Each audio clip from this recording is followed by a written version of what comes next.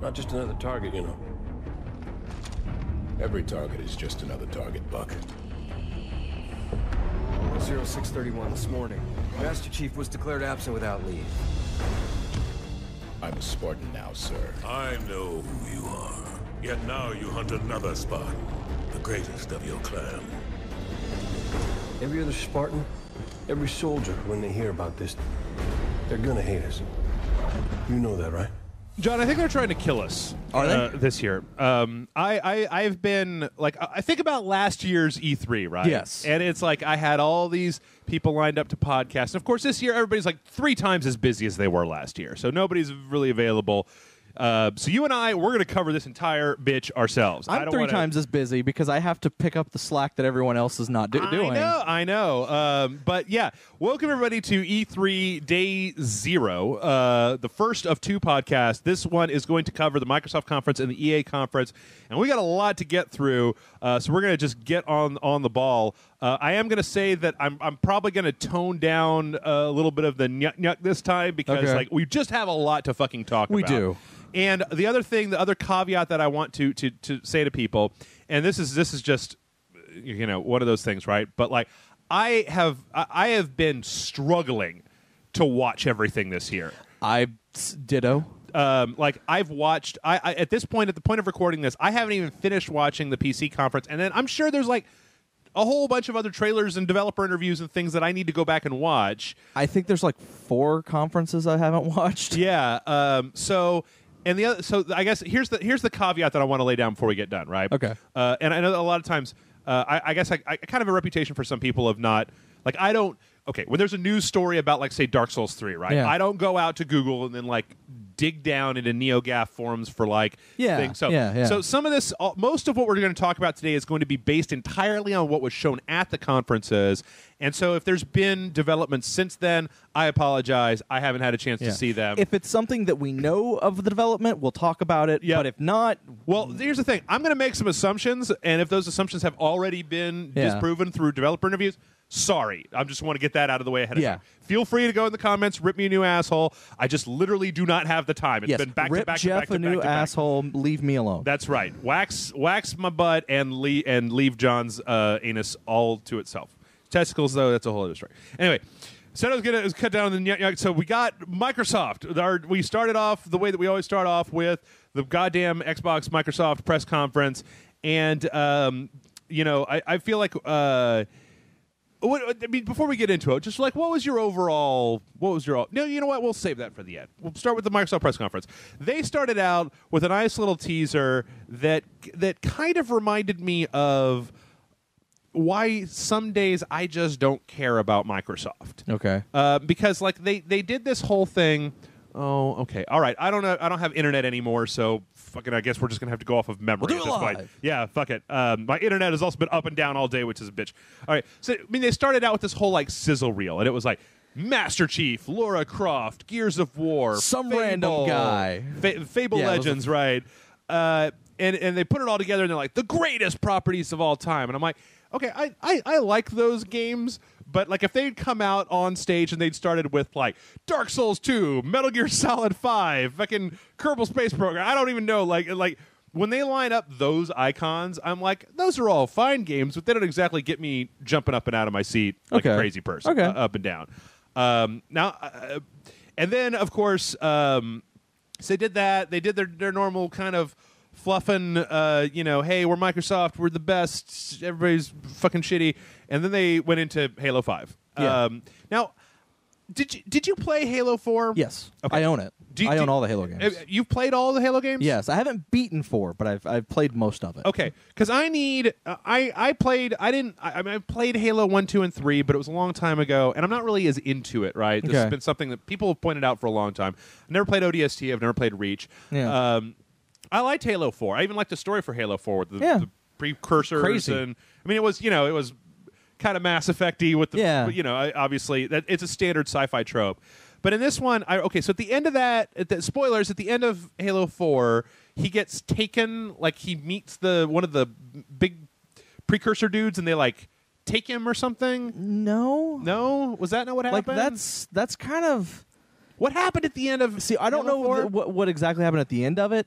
This is where but the internet would be helpful for me. but if I remember correctly, it's that he kind of realizes something and goes off the reservation to do something. Okay. And it's one of those things where his command superiors are basically like, Chief, this is what you need to do. And he's like, no, that's not what I need to do.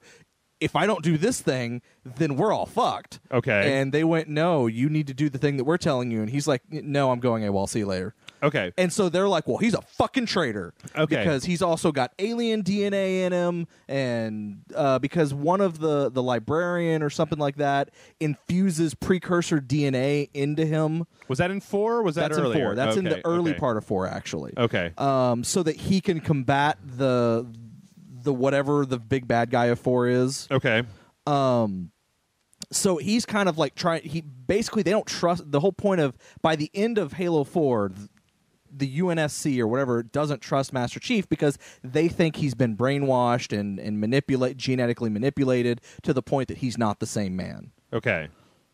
Okay, so that's why, because I mean, it seems like the major focus here, the actual game itself, the gameplay that they showed was actually not Master Chief. It was this other team Locke. that's hunting Master Chief with Correct. Locke and Buck, who's played as from ODST, who's played by Nathan Fillion, who looks an awful lot. I mean, like, hey man, yeah. This time they actually made the character model look exactly like Nathan Fillion. The previous character model looks sort of like Nathan Fillion, but not like, it was still different enough that it could be a different character. Right. This time they just said, "Fuck it." And if I remember correctly, like there was a news story that we reported on where it seems like the campaign is going to bounce between those 4 and then Master Chief and like 3 of his old Spartan buddies from back in the old days. Buddies, yeah, some of them are new Spartans. Some of them are Spartans that were introduced in 4, and then some of them are other Spartans from other fiction. Okay.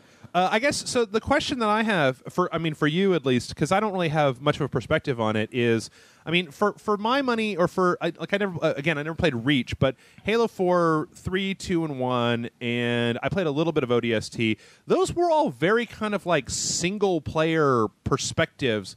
I mean, like, you fought with Marines from time to time, right? But, like, this campaign has been built from the ground up to be you and your team, right? And if you don't have people, it's going to be AI controlled or whatever. So 3 introduced from what I understand, or from my memory, 3 had the like up to 4-player co-op. Okay. I don't remember if 1 and 2 had it. But was it baked into the story? I mean, I know the Arbiter was there, right? It wasn't really baked into the story. Yeah. But I mean, it was like, it allowed you to play the story in 4-player co-op, because I remember playing Halo. The only reason I beat Halo 3 was because I had 3 friends playing along with me. Right. And then 4 also did that. Yeah, but as I understand, So this time they just decided to go, well, let's fucking give it a story reason. I guess so. Here's the thing: is that do you think that detracts from the overall tone of Halo? Because I've always felt like the Halo, I mean, outside of ODST, that the Halo. There's a flavor to Halo that's always revolved around Master Chief, the best Spartan, like saving the world single-handedly, that kind of like hero's journey, single lone wolf protagonist who's just better than everybody else, getting shit done, right?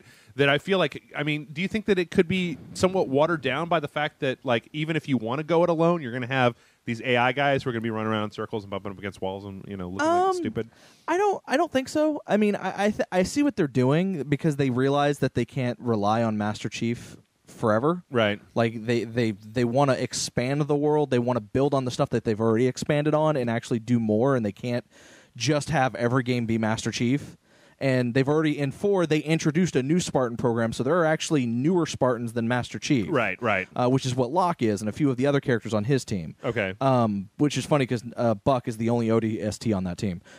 He's the only one not a Spartan that's on that team. Oh, okay. Which Okay. actually says something about Buck. I'd just like to take a moment to say that, like, who decided to name him Buck? Because every time they say his name, the saying comes up in my head. That's all I can hear. Yeah. Every Yeah. single time. Yeah. You guys can look it up for yourself. I'm not even going to tell you. All right. Like, but who decided But that? I don't think it's good, because if you're into Halo, right.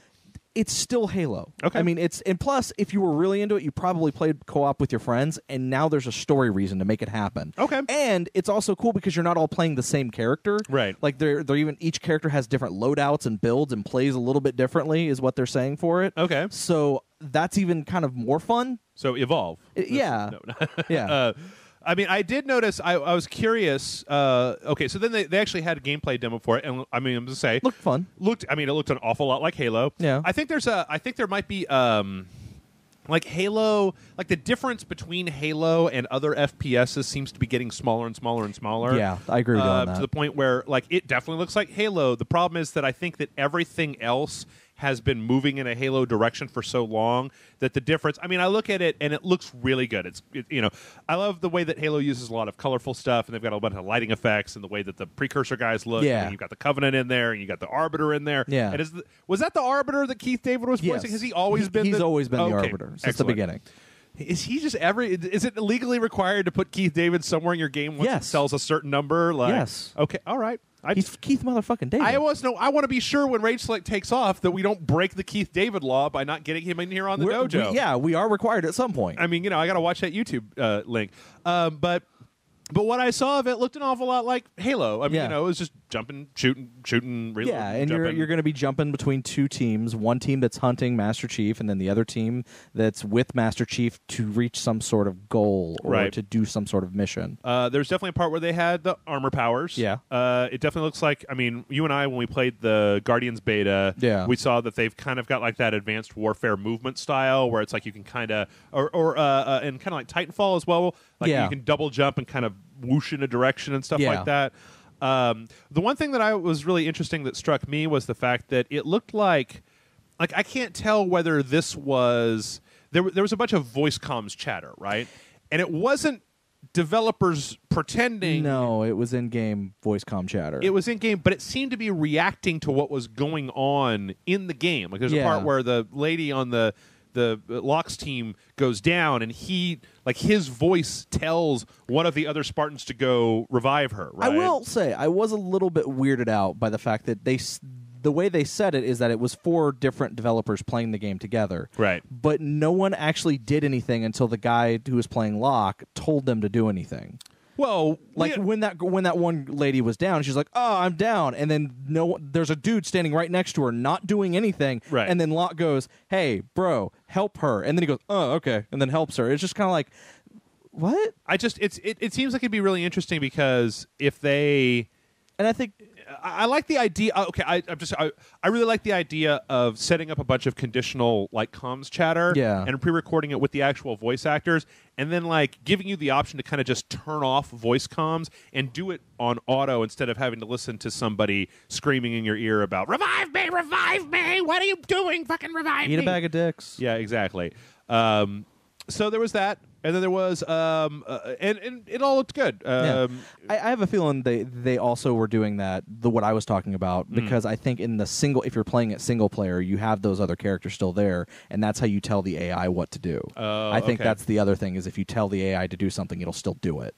Or maybe, yeah, it's also entirely possible, I guess, that there's some kind of conditional, like, D-pad, like, give them give them an order type of thing that we just didn't see. Yeah. From there, they showed the multiplayer. Actually, they showed something that looked really interesting with multiplayer. Halo Warzone. Yeah. Which they started it out as kind of like red versus blue, right? Kind of normal. And again, like all of the shots and stuff in that trailer were very cinematic. There and was groovy one looking. difference with that, though. What's that? Oh no, 24 player. Oh, is that okay? So in other words, I can't keep two track of what game teams, has 12 players apiece, which previously it was just 8 on 8. Okay. So it's a huge amount of people. Well, because they said that the maps were like 4 times bigger than the ones before. But then they also, it looks like you AI. can just turn on AI enemies that are coming in to fuck you while you're doing that. And I'm like, that sounds cool because I like the Halo 4 multiplayer. Guardians was a little bit too Call of Duty, I think, when we were playing it. Yeah. It was just hard to get into the rhythm of. But I like the idea of fighting, of just like no, it's all off the rails all the time. It's fucking bananas. It's AIs jacked up to like level 1 million, and your guys and their guys, and everything is blowing up. Everybody's the entire trying time. to kill everybody. I think it looks great. I think what was the term in the trailer? Player versus everything? Yeah, PV. Yeah, well, I guess they're trying to redo their whole PVE thing. So yeah, Halo. I mean, I guess it's one of the things, though, right? Like, Did any of us expect that Halo was going to go to the B team and be shitty? I mean, it looks good. No. Actually, what I was surprised was that that's what they led with. Yeah, I was surprised that they didn't save that. But last year they pulled out that Halo 5 trailer like right in the middle, I guess, where it was Master Chief walking and then the big robo-worm came out. So that was good. And you know what?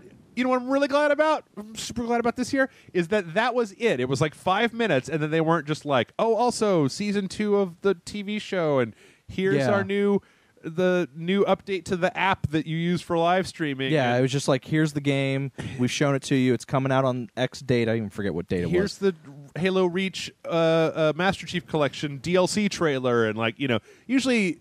I've seen a lot of Microsoft conferences where they fucking go on and on and on and on about Halo, and they made their point. I think that everybody's like, "Yep, Halo, thumbs up, good to go." So next up was okay. So just as a side note, everybody this year I feel like did a really good job of peppering in. Like a lot of times in years past, it's like they'll throw in stuff. They'll throw in like unknown kind of indie titles, and some of them work and some of them don't. I think. When we get to EA, I think EA was a little bit shittier about their surprise things this year. Yeah. But we had this trailer, and it was from a new game from Keiji Inafune, the guy who made Metroid Prime series, right? Right? I thought Inafune was Mega Man. Is Mega Man? I thought it was Mega Man. He made Mighty Number 9. Okay, I might be having this wrong, but anyway, let's see. Oh, hey, look, my internet's back. Let me just pull it up real fast. So it's a lady and a robo dog, and they're out in the middle of some kind of like desert and whatever, and then they go and they find a little blue ball, and then pick up that blue ball, and then a bunch of dudes that got red balls come on, and then they. And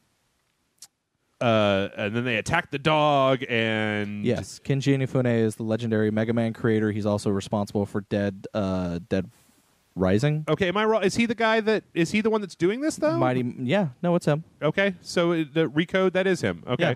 Was he also involved with Recore? I'm sorry, I'm saying it wrong. the game is called Recore. Yeah, but his game Comsoft, his company Comsoft, who's making Mighty Number 9. I'm assuming as soon as they finished or got towards the end of Mighty Number 9, and it was just polishing. Yeah, because that game's supposed to come out within the next couple of months. I was sad because September. I had some shit I had to do today, and there was he was on the Twitch doing a demo for Mighty Number 9. Yeah, and so I'm assuming that his team immediately went to working on this while the other people were doing all the polishing on Mighty Number 9. Yep. So this is kind of the next thing from them. Yep. So I mean, the trailer didn't really tell us much. We can't even tell. I mean, it's not even. I can't even tell if it's gameplay render or if it's. Yeah, just it looked like a cinematic trailer. I will say that for better or worse, no matter what you think, I do feel like there was a lot of games. I mean, somebody was mentioning this in the chat on Rage Select, so I don't want to take full credit for this, but I did notice that there are a lot of games that have lady protagonists this year, it seems like. Yes. And this was one of them. So you got this fucking girl and her robot dog, and the robot dog dies, and it's real sad, except that 2 seconds later, she makes it into a robot gorilla. And she turns her dog into a gorilla, and it works. That's got to be really confusing for a dog to become a gorilla. And I have no idea what this game is, but I don't know. Looks good. Looks interesting. Kind of like I mean, I guess Ori and the Blind Forest last year actually kind of was telling us more about what it was in the trailers when they were showing it. But looks good. It's going to be Xbox One exclusive. I assume it's going to be some downloadable thing. Yeah, looks good. Next up, a big announcement. This was kind of the big one from the show. Yeah, this was kind of, this was for Microsoft. This was kind of their big. There was a couple in here that may go for it, but I mean, the thing is that we knew Gears, we knew Halo, we knew Tomb Raider, we knew they were going to be throwing all that shit out. This was big. Backwards compatibility for the Xbox One. Yeah. Now software compatibility, but still compatibility. They're saying that they have figured out a way to emulate it so that there are no graphical issues like when compared to doing original Xbox games on the Xbox 360. Mm-hmm. Some of those games had issues. Okay. They're saying none of that. This will work natively 100%, no graphical issues. Yeah, so you can play multiplayer and you with can people. even play multiplayer that are with people that are on an Xbox 360. Did they say if DLC will work? They didn't. Okay. The two things they said, they made the comment that if you bought it, if it's something that was released digitally and you bought it on your Xbox 360, okay, you own it on Xbox One. Okay. If you had the disc, You will have to put your disc in the console. The console will then, their emulator Download software will then go, oh, it's this game. Download it to your console. So you're technically not running it off the disc. You're running it off the hard drive, but it's going to download it to your hard drive and then allow you to play it as long as you have, and don't have to pay for it as long as you have the disc. Okay. Which I think is actually really, really cool. Yeah, absolutely. I wish. Okay, so here's. I mean, that's a big get, and Yeah. it's something that I was talking with people in the chat about. It. I have a lot of questions. So you and I both already own Xbox One. So Yes. the point is a little bit moot. We also both own functional Xbox 3. Well, no, Well, I own a functional Xbox 360. I'm sorry. my girlfriend owns a functional Xbox 360. I didn't mean to rub it in. I John. don't. I don't mean to rub it in, John. Mine's dead. But I guess the thing is that like this is an interesting development because they're still selling those things for $349, Yeah. right? $349 and the ability to play all your Xbox 360 games. Yeah.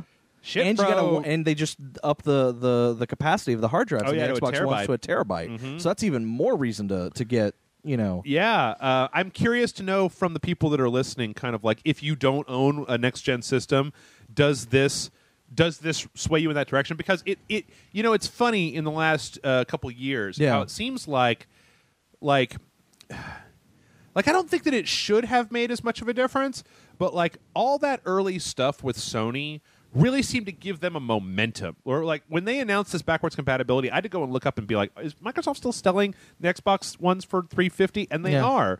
And the PS4s are still $400. Yeah. I mean, you can catch them on a sale, but they're still $400 generally.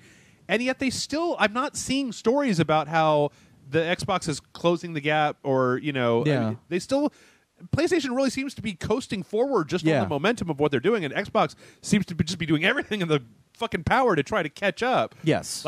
Like not a single mention this entire E3 of a single thing related to television. Yeah. Nothing related to television whatsoever. That just seems to be gone. And the only mention of the Kinect, for example, was in an off interview out of the press conference, which said, well, there's stuff in development, but we're not making any announcements right now. Yeah.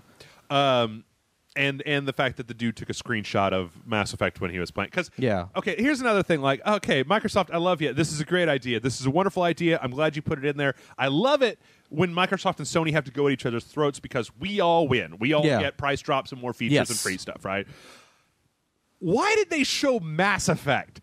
Because that's the game that everyone loves. But okay, if you're going to show Mass Effect, why not show one of the really a good level, right? It was like just shooting at some shields, and it like if I was going to show this backwards compatibility, right? Yeah, I would show a game if it maybe it doesn't work, right? But I would show a game that ran on the Xbox 360 at like 60 frames per second. Yeah. Because I would show you, like, look, here's an Xbox 360 game running in software emulation, and it is still just as fast. Like, I'd show something like Metal Gear Rising, right? Yeah. Well, they said that right now they only have a handful of games, and that by holiday there will be around 100 titles that'll be available. Right. And then I think the even more interesting thing, and this even something I realized, and maybe I'm inferring something to it that I thought was really interesting, is that they also stated that they plan to add more, and that the games that will be available to play on Xbox One will be entirely up to the publisher, which is interesting because they said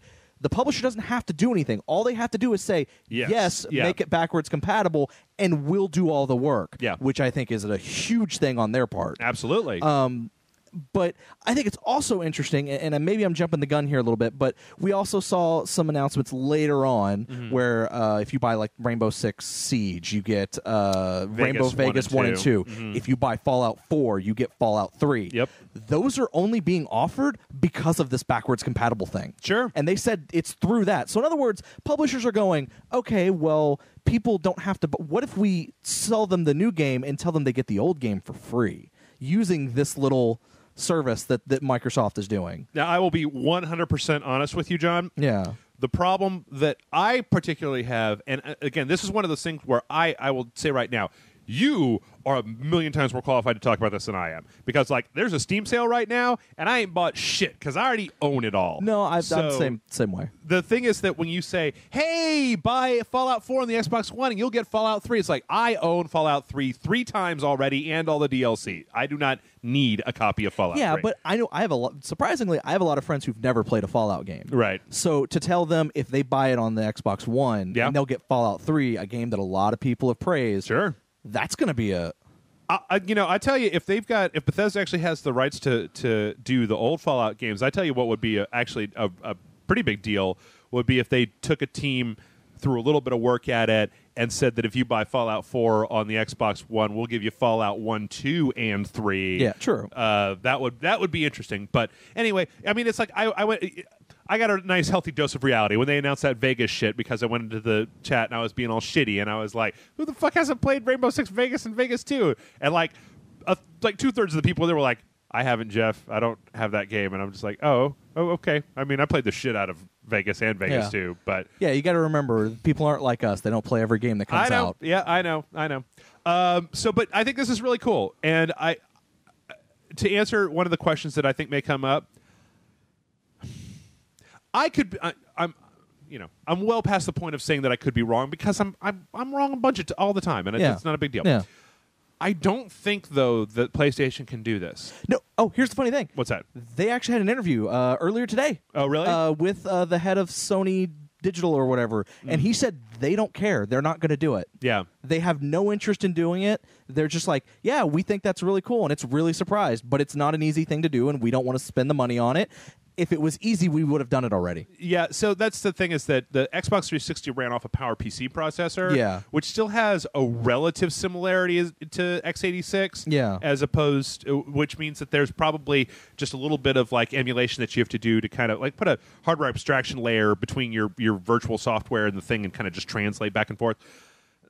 The PS3 was a whole different hardware architecture. It had no similarity to PC whatsoever. So I don't think that's going to happen. Yeah. Anyway, next up, another new just like system thing, new controller. Yeah. Crazy new controller. Yeah, I'm a little curious about the paddles. So here, let's just run down the things that you can do with this. On the back of the controller, where your ring, middle, and pinky would sit, they've got the ability to add on 2 sets of what they call paddles that kind of go across to where the grips are, so that you could got 2 more buttons. Hair trigger locks for the triggers, which the L2 and R2, or LT and RT on the Xbox. And I feel like that's like making them an on-off instead of a pressure-sensitive thing, so that you can, because then they immediately showed some first-person shooter stuff. A really weird-looking D-pad. That D-pad looks like fucking nuts. I don't like the way that it looks, but I need to see it or put my hand on it. Button remapping and adjustments for how sensitive things are. But you can replace the D-pad with a traditional D-pad. Oh, can you? Yeah, and you can also replace the sticks, because the analog sticks are convex, just like the regular the Xbox controllers, where they're indented. Right. And then you can replace them with the PlayStation style, where they're convex, convexed or concaved or whatever. I didn't notice that detail.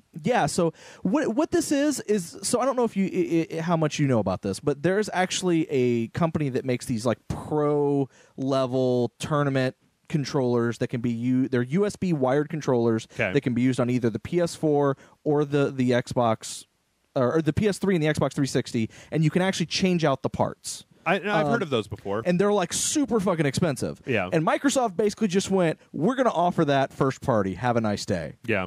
For the Xbox One and PC. Yeah. And I think that's smart. What I was actually really curious about was the fact that it said at the end of their little sizzle reel, like a lot of their stuff that they announced said Xbox One and Windows 10. Yes. All right. They're really pushing Windows 10. I like the Xbox controller, and I usually use it when I play PC to play with the controller. I'll use the Xbox One or the Xbox 360 controller because they're great. They map really well. I don't have to run bullshit third-party software. If this controller only works on Windows 10, eat a dick, Microsoft. If they lock this thing down so that they don't actually release any drivers for 7 or 8, then like literally you can go fuck yourself with that bullshit. Because the thing is that I feel like if it was for Windows 7 and 8 and 10, they would have just put Xbox One and Windows.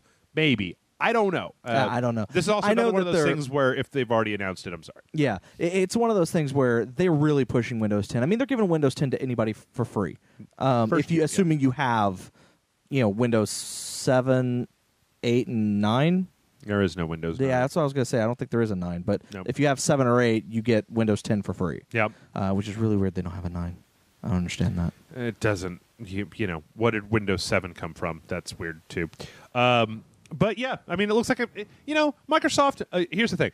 Over the years, ever since I was a teenager, I will give Microsoft one universal thing. They make great input devices. Yes. Mice, trackballs, all the controllers, except for that Xbox One, the Xbox, original the Xbox bear? giant goddamn fucking horrible controller. But the 360 controller, great. Like I didn't think that I was going to like the 360 controller because of the way that they switched the analog stick and the D-pad, and then I was like, oh yeah, that actually makes a lot of sense when you think about it, Yeah. because a lot of games do that. That's why a lot of companies copy it. All right, so next up, Fallout 4. This was kind of another big one. It was interesting. Well, first up, they actually had some. They had more like so the Bethesda Fallout 1, they had like these montages, right, that were in-game footage, but they were just kind of like sizzle reel footage, Yeah. right? Here they had what looked like an actual playing the game for a little while that was Yeah. kind of chopped up. Like they showed, yeah, you come out of the vault and here's And they your showed some different dialogue options Butler. than that was done in the Bethesda conference. Did they? Yeah, because in the Bethesda one, he's like, you look like you're suffering from paranoia. You need to eat. And he's like, why would I need to eat? And then he's like, well, because you've been asleep for 200 years. And in this one, he's like, what are you talking about? And he's like, well, sir, or he's like, oh, yeah, I guess I am kind of hungry. And he's like, well, hold on, and I will go get you some food. Oh, okay. It wasn't anything like drastic change-wise, but it was interesting. Yeah, but they showed the kind of this kind of like bandits attacking like these people that seem to be holed up in some kind of like American history museum, Yeah. and they've become cyber neo-futurist, like, but they're all wearing like the hats and the jackets and stuff. Like you pick up a laser musket, Yeah, I guess. laser musket. What do you have to crank up in order Yeah. to fire? I mean, That's kind of awesome. okay, that'd be really useful in the future, right? But it just seems like your arm would get tired from cranking all the time. But I thought the most interesting part of this... You keep saying that, but people masturbate furiously. Not in battle. You don't know that. Okay, no, I don't. I've never been in battle before. No, okay. Their arms will never get tired. That's maybe so. There were two things that I noticed. There were a couple different things that I noticed here. One, there seemed to be a place where the guy shot one of the enemies, and it went into a mini cinematic mode, Yeah. and he did it like before going, like he didn't stop going to VATS and then shoot. Yeah. He just did a crit, and then it kind of like cinemified it. Yeah. I'm fine because I've seen that shit a million times Yeah. in Fallout, and I fucking love it. Yeah. Two, it seems like from the UI and from the way that it's put together, and I can't tell whether this is a thing, but it kind of from I'm just getting this impression that Fallout 4 is not going to let you just walk around all the time in a power armor like you could No. in 1, 2, and 3. Like the HUD is different. It seems slower but more powerful. There's a whole scene at the end where a dude is blowing you shoot people with a chain gun, and then Also, I feel like the power armor, I think there's different types of power armor. Mm-hmm. So I mean, like, I guess the thing is, I remember when they were doing that montage on the Bethesda conference, they had like the one suit on the kind of like like rack. But I mean, I guess like I'm not against that, because half the time when I play Fallout, I mean, I usually play up until the point where I get the power armor, play the power armor, and then get to a point where it's like it's too easy with the power armor, so I got to get rid of the power armor and just go with leathers or whatever. Yeah. But I kind of like that idea. I kind of like the idea of changing it to make the power armor something that's very specific, you know? Yeah. And And then we're going to talk about the huge thing. yeah. No. Aside from the you get Fallout 3 if you Power buy Armor, Fallout 3, Fallout 4, that's an Xbox One exclusive. Mods. PC mods. PC mods. Yep. will be available on Xbox One. Yep. As a timed exclusive, if I'm not mistaken. Did they say timed exclusive on that? I think it's a timed exclusive. Okay, I mean if that's the case, but I looked at it as it's because with Windows 10, Microsoft is doing a lot to basically make it so that the Xbox One and Windows 10 are the same thing. Yeah. So I wonder if that's something that's going to be feasible for the Sony PlayStation. Let's see. But again, that's a big thing. That's a thing that some people like PC, people who, I don't know, like want mods but don't want to buy a PC might be persuaded to actually buy the Xbox One version over the. So here's what I wonder. On the PC, you can make mods that would essentially, that would reduce the performance of the game with stuff like texture replacements, right? Like think of the computer that you need to run base Skyrim, and then think about the computer that you need to run one of those Skyrims that has all the graphics mods on top of it. That's just fucking beautiful, right? Is Microsoft going to let people install mods on their Xbox One that could actually reduce the graphical the performance of Fallout 4? Like if you install this mod, it's going to cut you back to 30 frames per second, right? Or I'm sure that it's going to run at 60 frames, like 15 frames per second, right? Because you're trying to run a texture pack. Can you even install a huge texture replacement pack on the Xbox One? I mean that's all really good information and stuff that obviously we need to know more about. Yeah. I'm curious about that myself. I mean, I can tell you right now that I've gotten to the point where, I mean, do you play a lot of mods in a lot of cases? I don't. I'm going to be honest. I've never used a mod since I bought my new PC. I mean, I've never installed anything with a mod on it. I did some of those texture replacements for when we played System Shock 2 for Sunday streaming, and I've tried out a few Kerbal Space mods. But the thing is that, like, I've never looked at Fallout 3 even these years later and gone, like, I really need something different. And there's, I don't know. I mean, it's big news for certain. Again, it's one of those things that comes down to being like, not super big news for me because I'm probably not going to be. Here's the thing. I agree with you. Doing mods at all anyway. I agree with you completely. But it's one of the, again, my point is more less that it's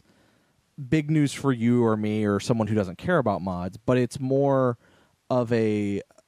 I feel like it is significant just for the fact that you can do it. I mean, okay. I guess here's the thing. What I wonder is whether or not this is like, you remember when Portal 2 came out and the PlayStation 3 got some kind of Steam integration where you could basically there was like a Steam app that came in Fallout or Portal 2 on the PlayStation 3. I don't remember that at all because I didn't have a PlayStation 3 at that time. They totally did that. It went nowhere. I guess that's what I'm wondering is this one of those things that's actually going to make a difference? Because the thing is that it might, but on the other hand, I don't know. Like, are you gonna have to download the mods on your Xbox? Like, I guess to me, I just wonder how it's gonna work, right? Yeah. Like, because if Microsoft or Bethesda doesn't have some kind of like front end for listing mods and installing mods, right? If it's gonna have to be the sort of thing where you download some shit and then replace a bunch of files, like, are you gonna give users root level file access to your Xbox One files on your hard drive to be able that's to a good point. swap out the right textures and install third-party mods? And the thing is that if you aren't doing that, are the mod makers going to have to package their things in a way that they're not going to want to do just to make it compatible with the Xbox? I get you. That's kind of what those are very valid questions, I think. It's just kind of what I wonder. All right, so from there, let's see. We moved on to EA Access, which apparently is already a thing. It's been a thing for a while. Okay, I haven't turned on my Xbox One in a while. I'm sorry. So EA Access is kind of Netflix, but for EA games. Okay. Except is it's it like PlayStation Now. Is it streaming, or do they actually install no, they the game install on your hard drive? They install on your hard drive, and as long as you are paying the monthly subscription, which actually I think it's supposed to be like $5 a month, but you pay it all at once. Okay. If I remember correctly, and so you please pay correct $60 for a full year. Yeah. So correct me if I'm wrong, people out there, because I don't 100% know because I haven't used it. Okay. Because I felt like up until recently, it didn't look like something that was worth the money. Because, again, it's like, oh, well, games have to be sent to the vault. We have 4 games in the vault, and they're sports games. Okay, I don't care about that. Oh, okay. But now, I mean, they've added more since then, and they're always adding more. The vault, the things that it does, it's like, oh, it has like these games older games that you can, if you're paying the subscription, you get access to, and it's unlimited access for as long as you're paying for the service. So you can play as much Syndicate as you want. If it's in the vault, which I don't think it is. Oh, okay. Like I think Plants vs. Zombies, Modern Warfare or Garden Warfare was in there. And then They announced that Titanfall is Titanfall and Dragon Age Inquisition are coming to the vault. But Dragon Age Inquisition, that's a pretty good get. Because, I mean, if you haven't played Dragon Age Inquisition and you're actually able to download it, it's like you could just spend $60 on this service for a year instead of buying Dragon Age Inquisition. And you get a bunch of other games. But if you're also subscribed to it, you can also buy EA games digitally through EA Access. Okay. And you actually get them a week before anybody else. Oh, my God. It's too many things. Nope. I don't like it. Yeah, I look at this. It was funny. It was Peter Moore out there kind of like, are you still talking about Titanfall? I don't dislike Titanfall, but nobody else seemed to really give a shit about Titanfall. Like, nobody... Yeah. I think I bought Titanfall and the season pass for like $8 on Origin last year, right? Yeah. And I played it for a little while. I was like, oh, yeah, Titanfall, fun. And then it was like, okay, I'm done playing Titanfall. Yeah, I played the beta, and that was it. All right, so from there, well, speaking of Plants vs. Zombies, they segued into Plants vs. Zombies 2 Garden Warfare. I do not like the fact, John, that they're using Danger Zone in their advertisements. Danger Zone! Because it means that I have to keep hearing Danger Zone, and it's not an Archer video game. No. Why isn't there an Archer video game? Archer would make a great video game. GoldenEye style video game. I don't care what it is. It could be a third-person puzzle game. It could be a first-person shooter. It could be a sports game. I don't give a fuck. I want an Archer video game. I was watching Orange is the New Black, and there's this new lady that was on there, and she has a tattoo of Sterling Archer on her, and I was like, I immediately like you better. I actually know who that is. That's Roxy... Ruby Rose. Ruby Rose. Sorry, Yep. not Roxy. It's Ruby Rose. Yep. Yeah. I know who that is. Anyway, Plants vs. Zombies 2, I can't really muster up a lot of caring about It's Plants vs. adorable. Zombies. It's okay. I mean, I think it's fun looking. There's nothing wrong with it. It didn't format my hard drive or kick my dog. Here's the thing: when we played it on that one Sunday streaming, you really had fun with that game. I did. And when we were done playing it, I immediately forgot about it and never went back to play it ever again. Understand. So, new Plants vs. Zombies. We'll talk more about this on EA, but it basically looks like there's new plants, new zombies, new stages, new Here's the thing. modes. Kids love it. Yeah. And it actually is fun when you're playing it. Sure. So if you have kids, it's a great game to play with your kids. Absolutely. If you have kids, go play Plants vs. Zombies. I just don't have anything to say about it. All right, I mean, all like, right, do all you? right. I'm not dissing it. I'm Yeah, just no, like, I get it. Like, it's just not very much to. I understand. I'm not hooked on it. I understand. The character design's cool. Yeah, Why does that orange have like cyber powers? Why is it a cyber orange? I don't understand. I don't know. I mean, why does that one zombie think he's That's from Plants vs. Zombies 2 on the iPad, if I remember correctly. superhero? He thinks he's a superhero zombie. He's Captain Brains. okay. I don't know. Or Commander Brains or something like that. Never played the iPad. Couldn't say. Do you? Is there anything about this that's? I mean, are you excited for it? Like I said, I mean, it looks fun, and my girlfriend really wants to play it. So there you go. Okay. Well, then after that, like, it's funny because I've got a listing of all the things that I watched, and I could tell when there's something that I was interested in because there's like 4 different little subsections, and the next one is Forza Motorsport 6, and all it says underneath in full caps says "OMG a car," because they did they lowered a car. They had to get that car in the ceiling for this shit. Yeah, and it was then they a Ford. lowered the car. They had their little thing. I'm not qualified to say things about racing games. Yeah.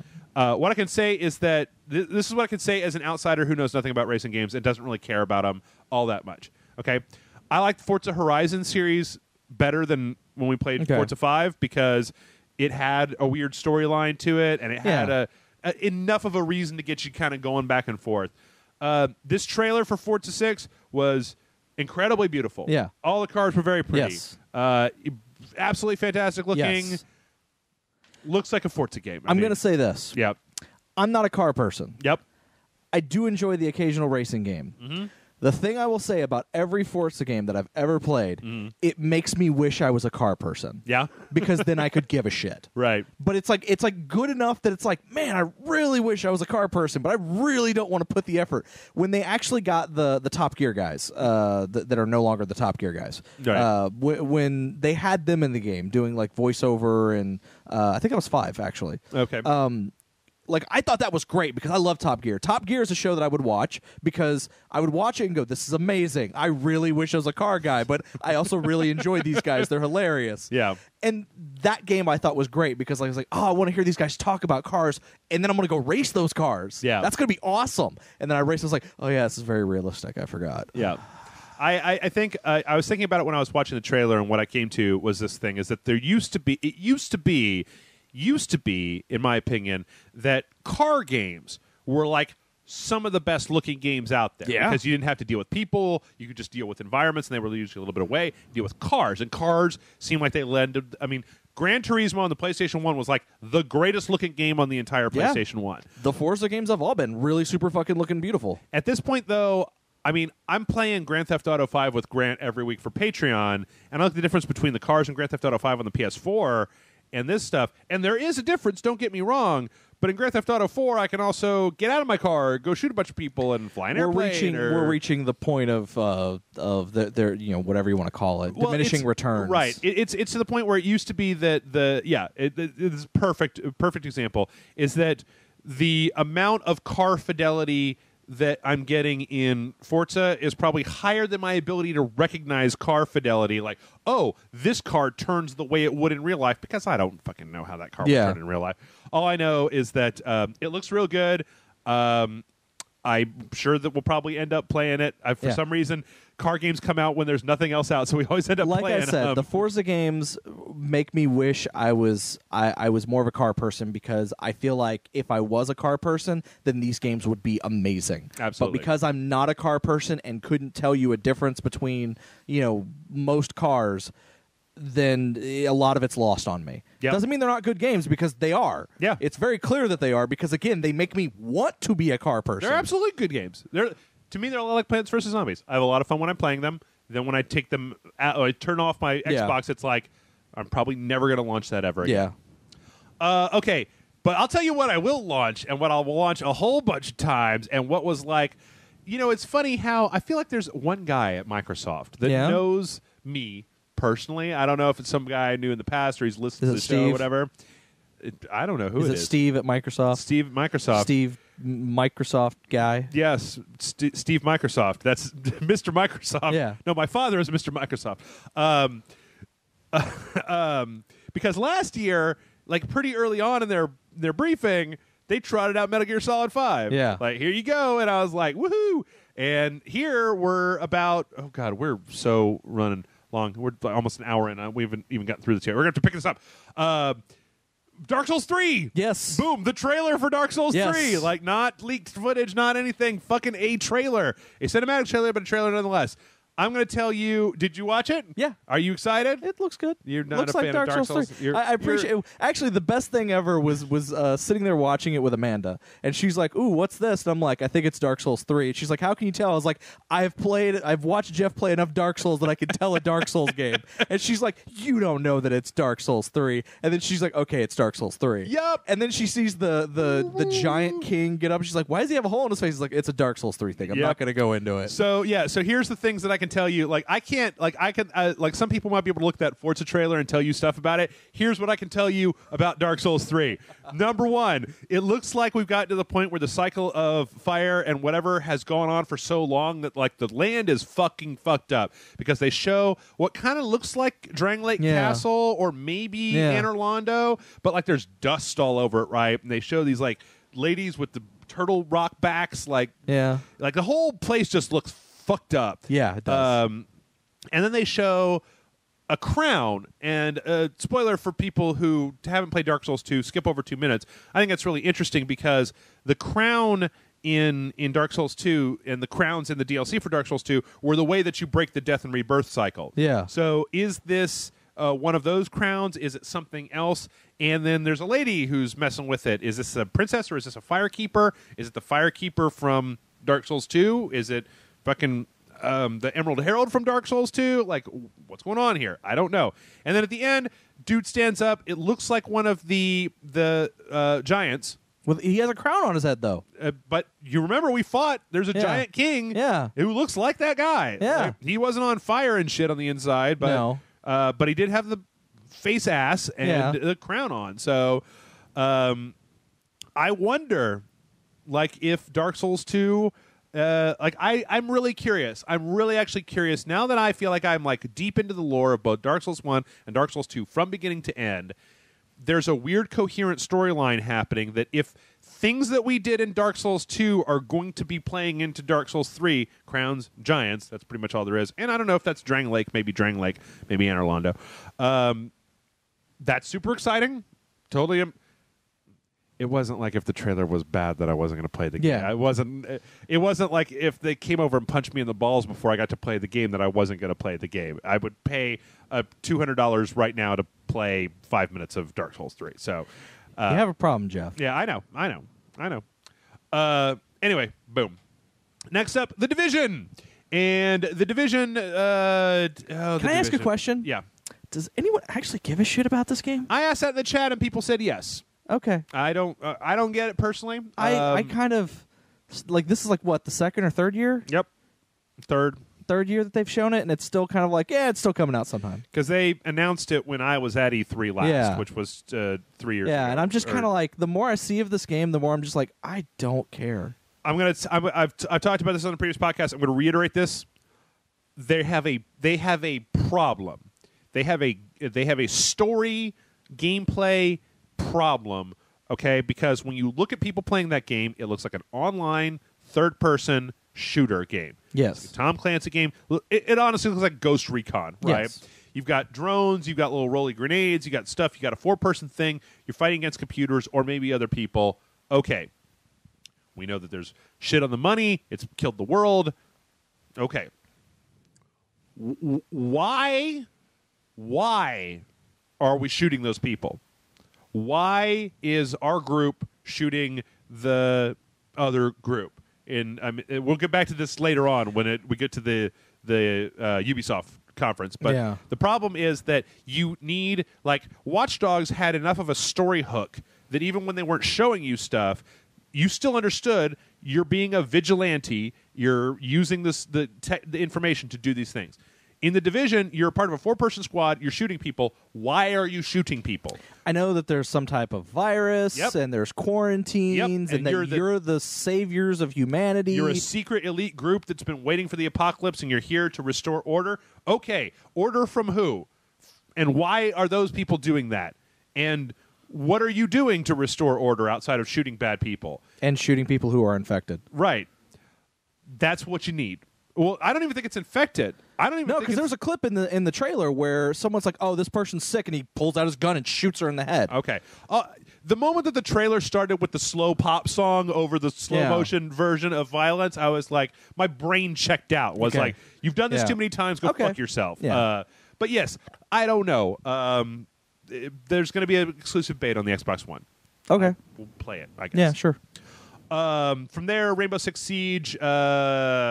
Let's see, Vegas and Vegas 2, and they had a brief gameplay footage. It looked almost identical to what they've shown previously. Yeah, I'm going to be honest. I know I watched it. I don't remember what happened. Breaking walls, setting traps, doing Yeah. stuff, whatevskis. I'll tell you what actually did make a little bit of a mark on my brain, though, was Gigantic. Yes. Which is a first person, if I'm not mistaken, MOBA.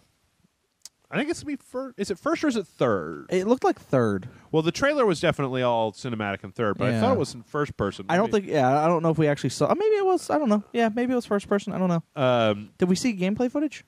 I thought it was just the trailer. It was just the trailer. I think I was like listening to a developer interview later on about it. Anyway, it's either a first or a third person action But it's a game. MOBA? It's a MOBA. I did not know that.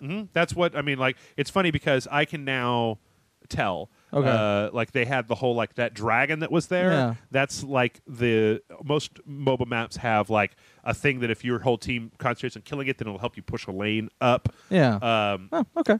And so yeah, it's a MOBA. Neat. All those different characters are going to be different characters. I'm interested. I don't think I've been outside of Smite. Yeah. Smite, the one with the gods. Yes. I haven't played one of those before, and Smite was real stiff. I'm hoping Yep. that that Gigantic is a little bit more fluid. I love the art style, Yeah, and looks the great. character design, and it's a little TF2-y, not Yeah. grossly, but just a little bit Team Fortress 2-ish. And yeah, it looks real fun. Yeah. I wonder if they're gonna put it on a disc and charge you $60 for it, because generally speaking, most of those things tend to have to be free to play, right? So, all right. Well, next up we had the standard indie game montage that they have at every single press event nowadays. I think it's the interesting. ID at Xbox montage. Mm-hmm. I think it's very interesting. This has become a sort of thing where everybody has one. Nintendo has one. Yeah. Sony has one. Microsoft has one. Yeah. There look like some good games in there. Yeah, I'm going to run down Rise and Shine, the Mean Green, Rise and Shine was, what was it? I'm already blanking. I don't remember anything about it. Okay, I just watched it. Rise and Shine was from somebody. The Mean Greens looked like army men. Yeah, that looked cool. Yep. A Flame in the Flood was something we actually saw at South by Southwest. Yeah. Yep, which looks like a cool little girl and a dog on a raft trying to survive type it looked of thing. Fun. Let's see. Phantasm, City of Darkness looked like just a standard horror game.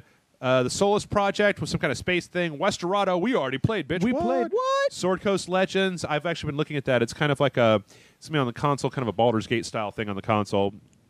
Actually, now that I'm thinking about it, that Phantasm game is a game that's on early access on Steam right now. Okay. Outward, I can't remember. Outward was... Oh, fuck. Because I rewound it. It was like a bunch of army guys. Yeah. Is that one of those ones? Is that a MOBA? It might be. Is that a military MOBA that's in early might be. access? I can't remember. Goat Simulator, the Behemoth, which I fucking come out already, motherfucker. Below, which is Cappy's new game. Yes. Ark, which the footage of Ark they were showing, I was like, ooh, I hope it looks like that. Can I reveal something a little secret for people? Sure. We were supposed to play Ark on the most recent episode of Super Awesome Video Game Show. Right. As of right now of recording this, it hasn't gone up, but by the time you're probably hearing this, it'll be online. The one that's Way of the Samurai. Except it's Way of the Samurai instead. The reason we're playing Way of the Samurai is because Jeff's computer couldn't run Ark. That is correct.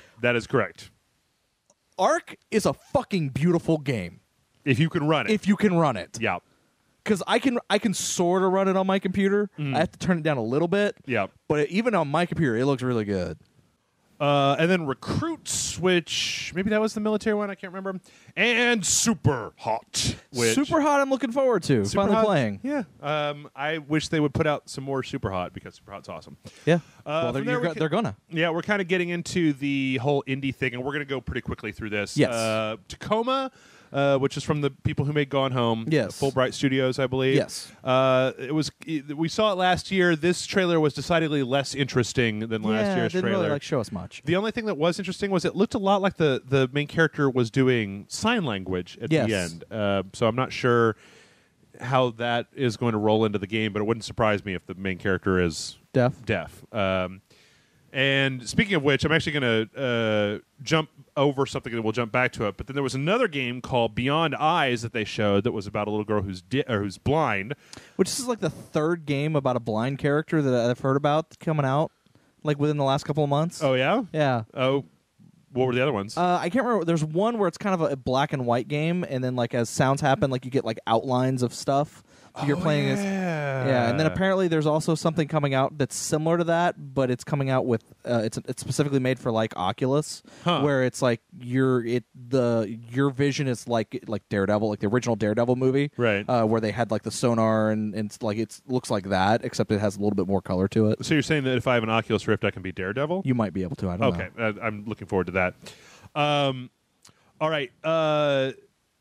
But yeah, Beyond Eyes looks interesting. I mean, it's kind of this weird adventure game, except for the fact that it's like the main character is only able to really see anything in a very short distance from them. Yes.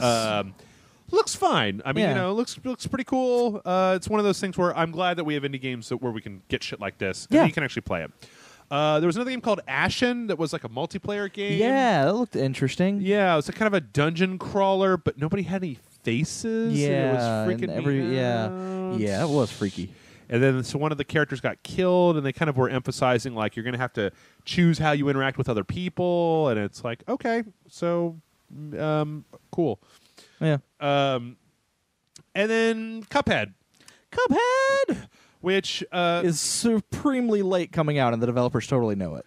Here's the thing about Cuphead. Like, I think that the art style for Cuphead is amazing. I think the music style for Cuphead is amazing. I think that all the cinematics I've seen are amazing. The actual game itself looks like a pretty standard platformer. Yeah, no, it is. So I'm looking forward to play it. I mean, I don't have any problem with the solid platformer. I feel like a lot of people, though, just go nuts when they see that game, even though, I mean, it looks like I can put it this way. I saw a bunch of people going nuts for Cuphead that seemed like they were really not digging it on one of the Nintendo channels when they were showing Super Mutant Mudds. And it's like... It's a style thing. Right. Like, people are freaking out over the style because it doesn't look like a video game. It looks like an old 50s cartoon. Sure. It looks like the old black and white, Disney, Mickey Mouse, Steamboat Willie style of animation. Or, Felix the Cat or Fritz the Cat's, not Felix, Fritz the Cat's or Felix. Betty Boop. Yeah, you're right. Yeah, okay. I can't remember which one it is. Felix the Cat and his bag of tricks. So yeah, Cuphead looks good. Then came a decidedly less good, or I don't know. It kind of depends on on the way that you think this world should work. If it's what I think you're about to talk about, yeah, I have issues with this too. Microsoft has said that they're going to be bringing early access to the Xbox One, as called Xbox preview games. Yeah, which is essentially it's just early access, and they've started as of the day of the conference and released 2 early access games. What did they release? It was Long Dark, which is a game, which is a game that I've been looking at and haven't played. And then the other one was Elite Dangerous. Oh yeah.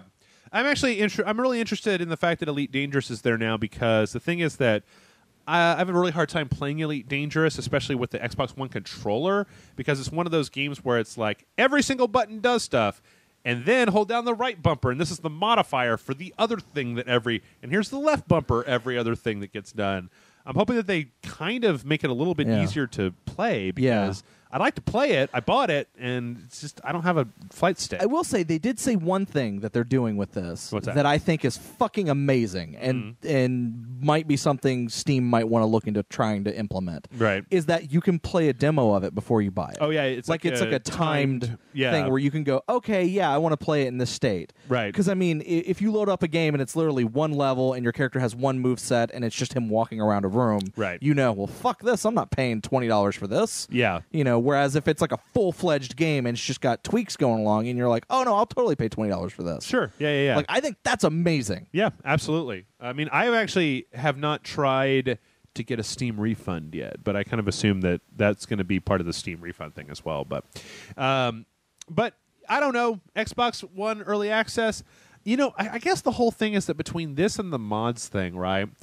It just seems like Xbox is giving people a lot of ways to mess around with their Xboxes, right? Well, it seems like they're trying to close the gap between PC, Windows 10, and Xbox, right, to where they're both the same thing. I guess I guess that when I look at that, I just get to this point in my brain where I'm like, I don't think like some of this stuff. Let me put it this way: early access games on the PC, they crash, right? Yeah.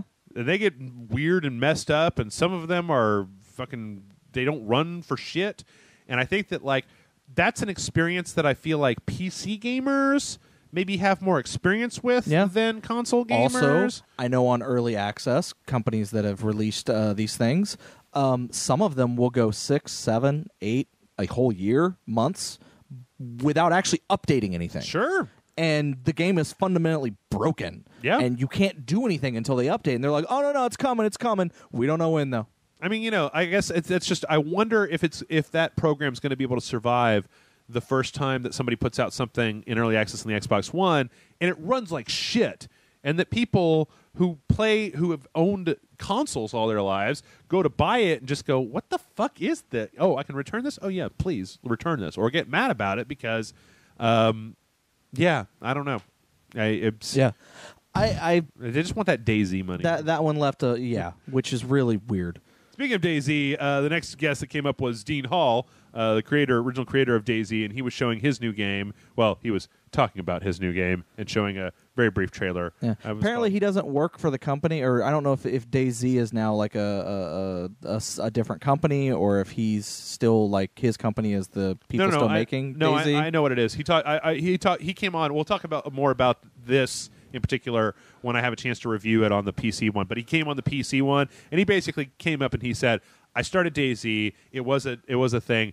It got so much attention that I didn't have enough time to develop it, so I gave it to Bohemia, who made Arma, to take over, right? Okay. And then he went off to do his next new thing. Because my immediate reaction was like, how about you finish your first game, dude? No, I don't think. I just think that he honestly doesn't have the wherewithal to do that. I mean, I fucking don't know. But he did announce a new game, Ion, I believe that's what it's called. Ion. And the trailer was just kind of zooming out through space until we got to a lady in shrink wrap. Yep. Nothing else from there. Actually, she was kept fresh, saran wrapped. I do know a few other things about that game, but we will talk about that more when it comes to the PC conference. All right, so from there, it's funny. As I was going through this particular conference, I got to Rise of the Tomb Raider, and I realized, like, I don't think the people that are making Rise of the Tomb Raider understand how to make a trailer. Yeah, that's the last true. Cinematic trailer for Rise of the Tomb Raider was her climbing ice for like 3 minutes. And we have our E3 stage demo of Rise of the Tomb Raider, and it's her climbing ice for like 7 minutes. I mean, did you... Like, I don't... Here's the thing. I'm going to buy it. I'm going to buy it, too. I just wish they'd showed me something that wasn't ice climber. Literally ice climber. True. Like her and the dude. Also, did you notice that she just totally like fucked over that her friend there at the end? No, she says go back to the camp, and he starts going back to the camp. Right, no, but like he was on the side of ice. Yeah.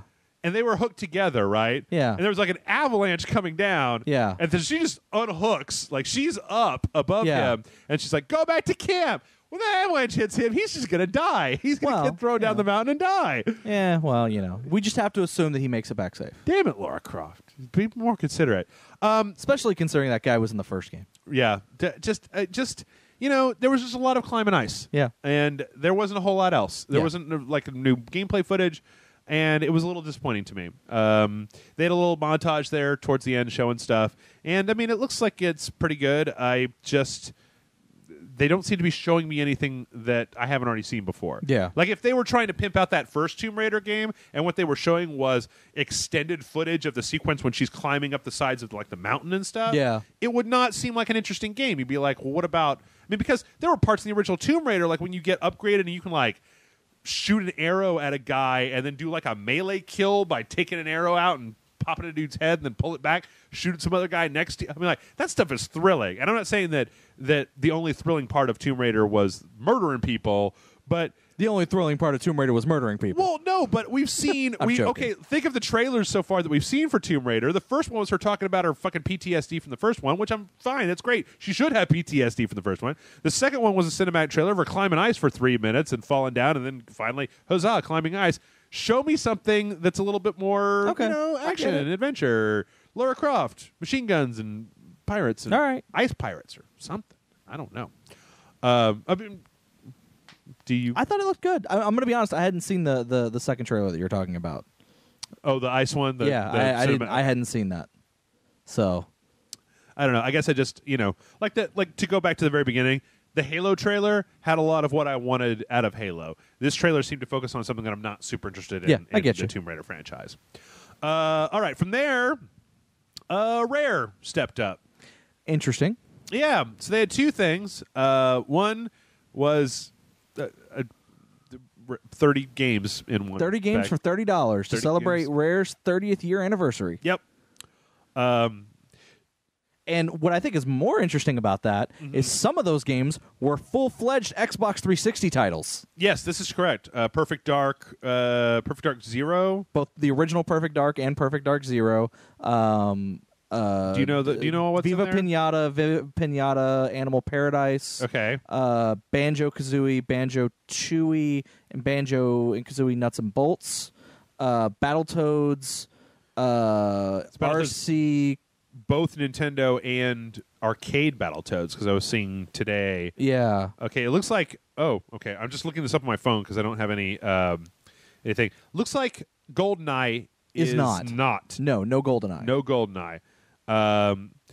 Okay. The theory there is that it's a rights thing, but they came out and said no, that wasn't. Here we go. It wasn't a rights thing. Attic Attack, Banjo-Kazooie, Nuts and Bolts, Banjo-Tooie, Battletoads Arcade, Blast Corps, Cobra Triangle, Conker's Bad Fur Day, Digger T-Rock, Grab by the Ghoulies, Gunfight, Jet Force Gemini, Jetpack Refueled, Cameo, Killer Instinct Gold, Night Lore, Lunar Jetman, Perfect Dark Zero, Perfect Dark, RC Pro-Am, RC Pro-Am 2, Saberwolf, Slalom, Snake Rattle and Roll, Solar Jetman, Underworld, Viva Pinata, and Viva Pinata Trouble in Paradise.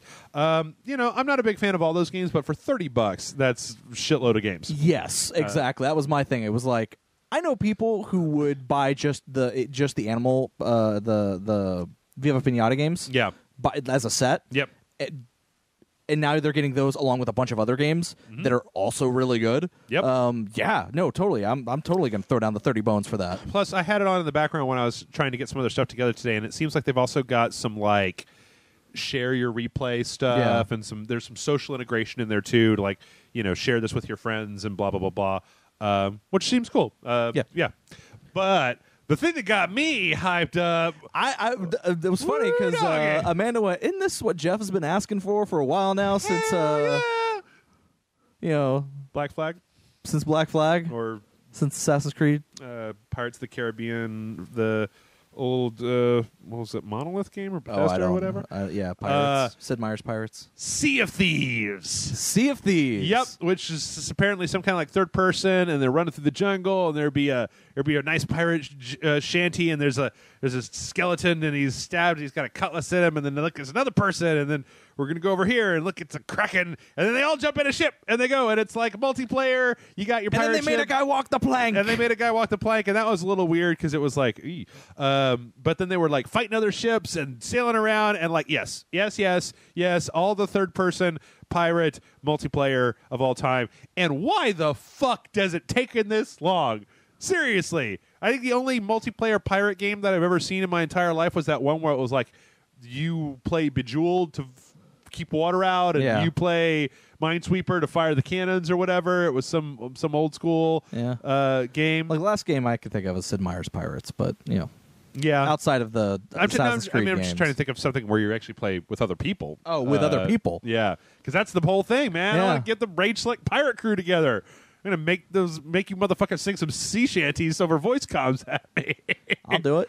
And I don't know any shanties, but Okay, well you can learn, dude. Yeah. And when you fail me, then I can make people walk the plank. I can nice rotating cast of Rage Select people. As far as I know, though, like 3 people are probably going to play that game. But no, it looks fantastic. Like I think it looks really cool. I'm looking forward to it. Not a lot of details on it really.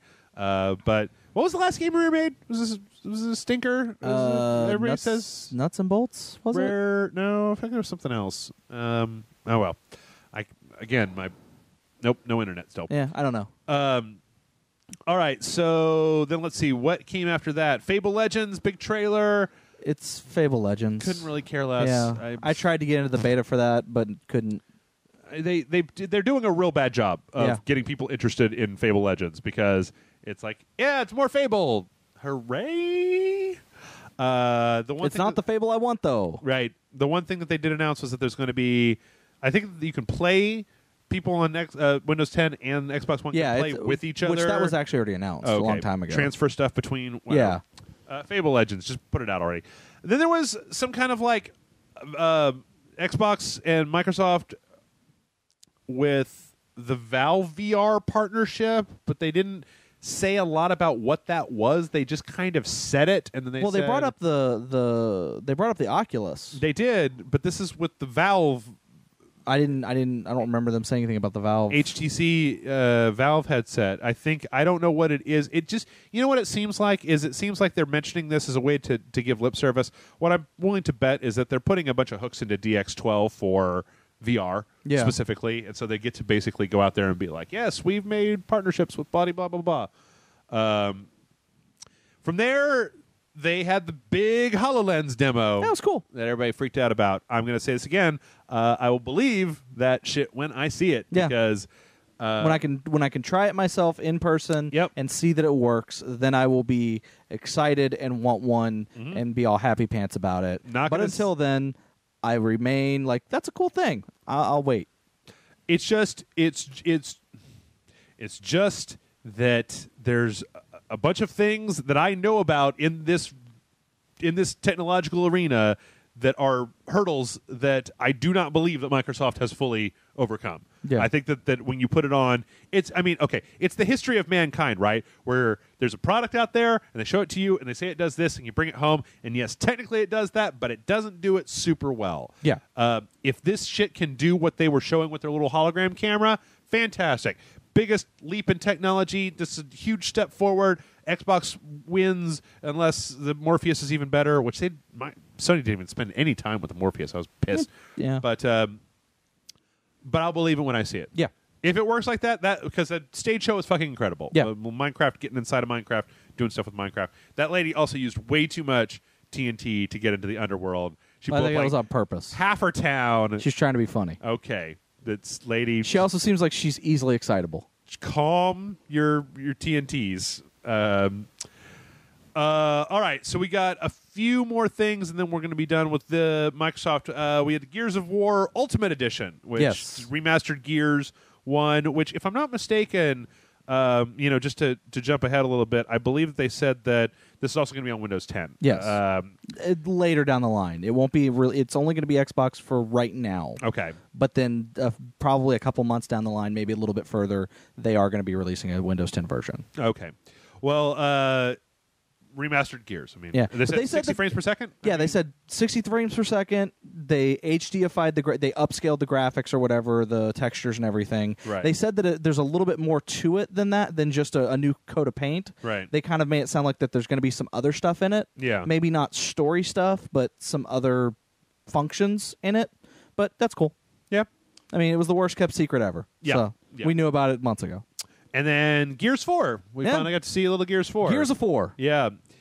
Somebody in the chat rightly said, "Why is it not GE4S? Why is it not that?" It's Gears of 4. Gears of 4. Ah, man.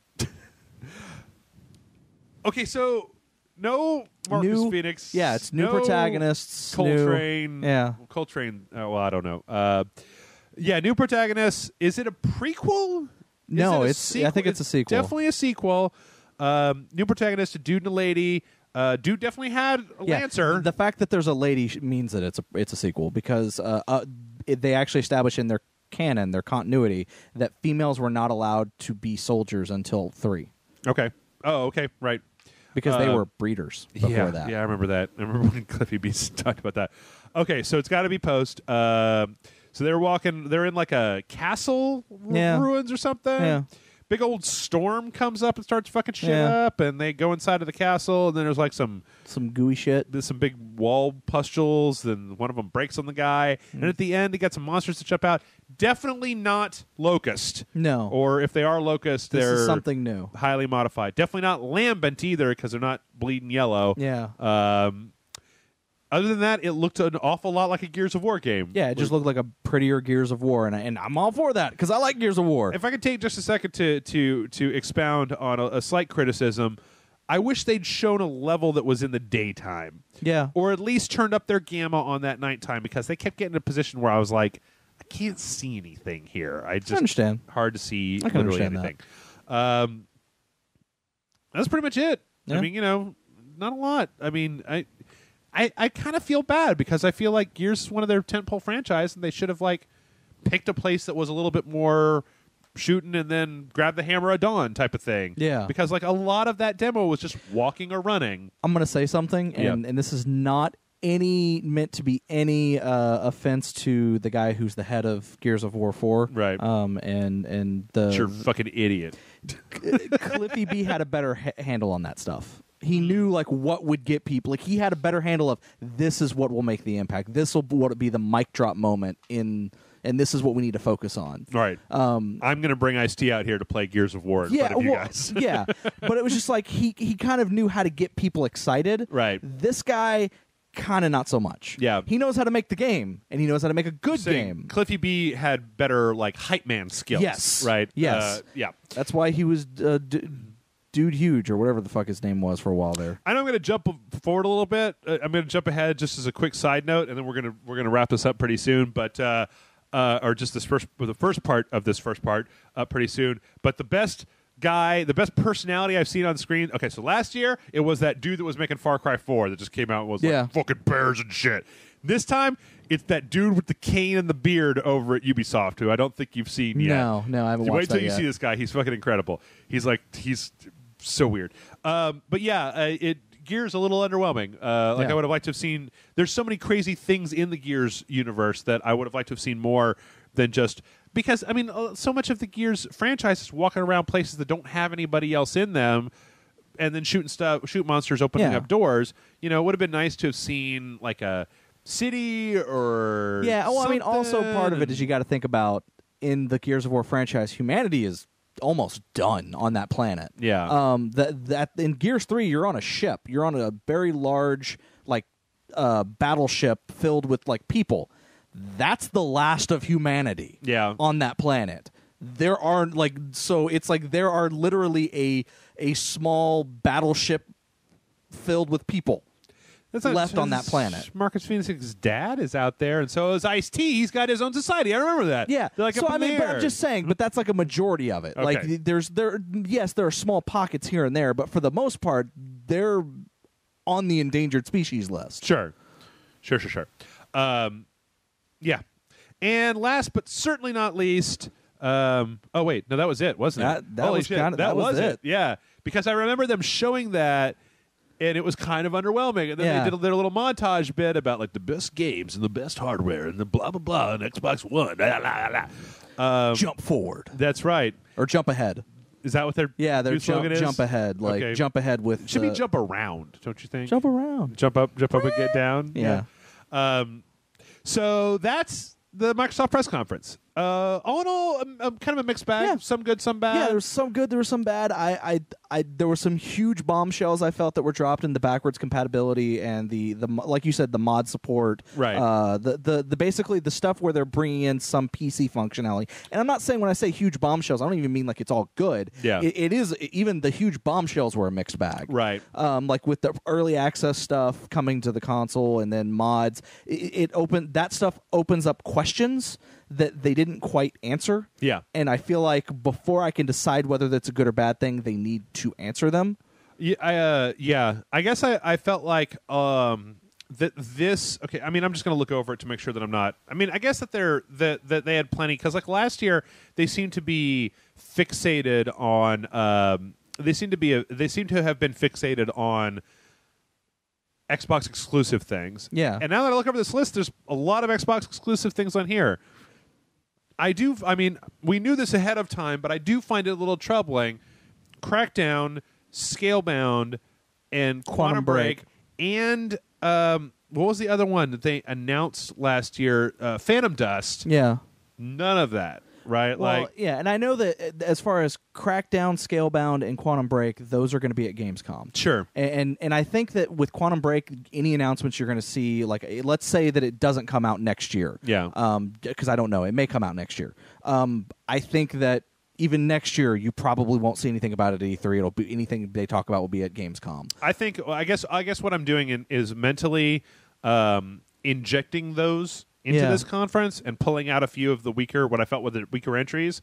I think you've got a much more like holy shit kind of conference if you have I agree. all this. Well, especially and considering those. Crackdown and Scalebound literally had nothing shown last year other than a trailer. Right. Pre-rendered cinematic trailers for both. Phantom Dust as well. I mean, Phantom Dust is kind of up in the air. well, yeah. But I mean, like if you could have subbed out the Division in Vegas and a few of those things, and maybe even Fallout 4, like they talked. We've had a whole conference that was like 40 minutes. of Yeah, Fallout but they 4. wanted to drop the mod support I know, thing and yeah. the get a free copy of Fallout 3. So, but all in all, a good conference. I mean, definitely kept me going. There were a few conferences this year that I felt like I was falling asleep during, and this was not one of them. Yeah, no, I thought it was actually really good. So we're going to take a real quick break. When we come back, we're going to do part 2, where we're going to talk about electronic arts.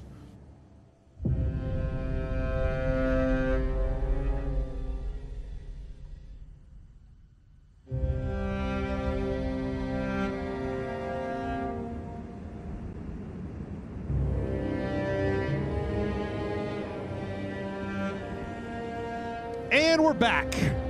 This is decidedly longer break than normal. I'll pull back the curtain a little bit. It's been a full day since we recorded part 1. We had things we had to do. There were some things that had to get done. It's been a really hectic week. I mean, yeah. Good God Almighty. But we're back. We're here to talk about EA. And you know my favorite part of the EA press conference is? What's that? I get to look into the eyes of Satan every year.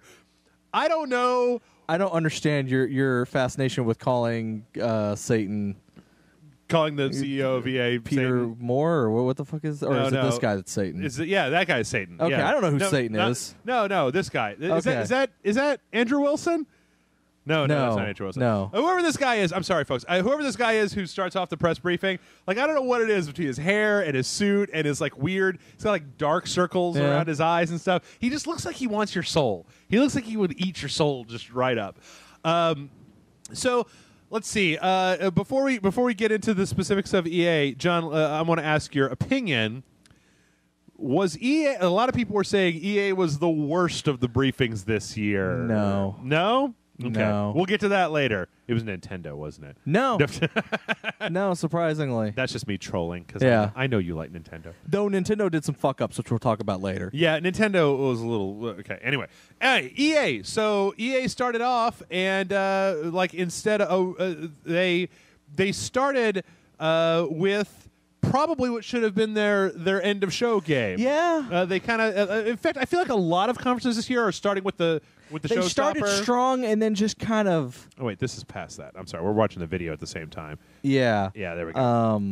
So they started off and with like a little N7 iPad swiping. Like I'm going to Ghost Riders in the listening to Ghost Riders in the Sky as played by Johnny Cash. Yep, and then it's EA. It's Mass Effect Andromeda. Yeah. So new Mass Effect and it looks real hot. I mean, obviously this is probably a cinematic trailer.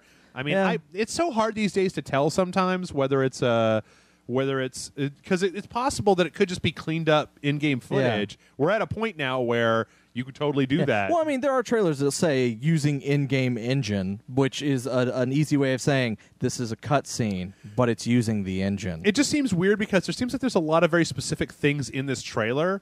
Yeah. Like, it seems like if it was just like a sizzle blur trailer or whatever, that they would be more generalized about it than. Yeah. But anyway, we see a character which I'm assuming is definitely not Shepard. No, they said that it's not going to be Shepard. It's going to be a completely new crew. It's Hawk. They've even hinted that Hawk. None of the characters from the first trilogy are going to appear. I like it. I think that Mass Effect because is it even takes place in a new galaxy. Right. And part of the whole kind of theme of it was that is that it was kind of like space cowboy kind of stuff. Like it had a very kind of Western, like frontiersman vibe. And you know what? I think that's really cool because anybody who's familiar with Mass Effect 3, and spoilers if you haven't played it, is that the end of Mass Effect 3 left us with this question of like, well, what the fuck do we do now? Yeah. The Mass Effect gates are closed, so we're going to have to develop new ways of getting around the galaxy. And I like the idea of making this like a frontier game about, because like in the previous Mass Effect games, the mass gates, the relays, there you go, thank you, went between very specific areas in the galaxy that were obviously like all built up. But like there's definitely a part here where it looks like the ship that whoever this character is on has some kind of like hyperdrive. And so it's almost like, I find it interesting that in the previous Mass Effect universe you maybe had just like pockets of places that were developed because that's where the relays went. And now you've got the ability to go anywhere, and so it's a whole new kind of frontier thing because it hopefully will open the game up to more than just the Geth, the Quarians, the characters that we've already seen in the game. I mean, I'm going to be honest. I wouldn't be surprised if we see like one or two characters pop up here and there and throughout the game, like as a cameo kind of thing at some point. Old man. I mean, well, Because they didn't say how long after the first game or after the third game this takes place. Personally, I want it to take place I want it to have no connection. I want this to be the start of a new Mass Effect trilogy that maybe has like some, but like maybe one or two like tenuous hooks to the previous one. Yeah, like what Garrus shows up or something like really, briefly. really old Garrus. Yeah, his face is still all fucked up. No, but I mean, we're playing through Mass Effect 2, and I'm reminded when Grant and I are playing Mass Effect 2. Mass Effect's a great series. It's a great game franchise. And the other thing about this trailer is that it looked very... I mean, I guess it's because it's a trailer. I would like to see Mass Effect, when it comes out, loosen up a little bit, because it's a very stiff, moving an action franchise. Like, I'd rather see it move more like a Gears or like a Platinum game, right? All right. As opposed to before, it's very much a very snap to that cover, kind of game. Yeah, no, I can get that. Also, there was a thing in the trailer that looked an awful lot like the Mako. Yeah, so I'm hoping they said the Mako's coming back, or a variation of the Mako. as long as there's some things. I mean, I think the Dragon Age Inquisition showed that they know how to fill a map up with stuff, right? As opposed to as long as there's things you can do, like with the Mako, right? That make it. Because that was the problem with the first game, is that there were a lot of planets. There were a lot of planets you'd go to, and there's no purpose in being there on a Mako. Yep. And also, having just recently played Mass Effect 2, I really hope they do for this one. What? Well, what's that? Mass Effect has been I feel like the combat in starting with Mass Effect 2 and in Mass Effect 3 was good. The social stuff and the interactions in the world are all good. The thing that I feel like they've fallen down a little bit on was I don't feel like they have a really good handle on what to do with the space part of it. Yeah. Like in Mass Effect 2, you were just moving a little thing around. And in Mass Effect 3, you were literally playing like a little game of Pac-Man with the Reapers when they would come in and you would just chase out. There's so many things you could be doing with space that would be cool if you had just some rudimentary stuff to do with your spaceship. It's in space, but you never really fly a spaceship in the game. And I would like to maybe see some of that going on. Well, you might. I mean, who knows? Yeah. All right, so next up from there, Need for Speed. The new Need for Speed, the reboot, I guess, of Need for Speed. Yeah, which apparently is going back to some video, like some full motion action video. Mixed with, which I love the fact they were the graphics are so high, the fidelity on the graphics are so high that you won't be able to tell the difference of when the full motion video starts and the game engine begins. And I'm watching this thing where they show these people talk to the main character, and then they walk off screen, and it very clearly changes to the game engine. Yep, and it's I could tell. Okay, so don't look. Okay, well, okay. Quick caveat. Having said that, game looks fun. I don't really do that much driving games, right? Yeah. Everybody on the site knows that. I mean, we talked about Forza before. Yeah. It's kind of the same thing, right? But this game looks it's hella good looking. Yeah. Like all the car stuff. Yeah, it looks great. In fact, in some cases, I feel like it almost, because it's in a city and there's more civilian cars, and there's more cop cars and stuff, that it almost, to me, is more exciting than Forza because it's not so sterile of just racing on a track, right? Yeah. It's more Fast and Furious. Well, also, my favorite Need for Speed game, because I have played a lot of them, is Need for Speed Underground 1 and 2. Okay. And so this is very much invoking that vibe. Did they have that same FMV stuff? No. I don't like it. I didn't like it in Horizon and in Forza Horizon. Most Wanted, I think, was the other one that was the first Most Wanted, not the second one. I'm not a super big fan of when the douchey characters talk to you, when they treat the camera like they're talking to you up as a person. Yeah. That being said, I don't know what the plot of this game is, but it seems very much like the whole well, you're new on the street racing circuit. You've got to prove yourself. You know what it kind of reminds me of? What's that? The Crew. The story for The Crew. A little bit. Yeah. A little bit. Yeah, we just watched it. It's I could totally tell that switched to video game. Yep.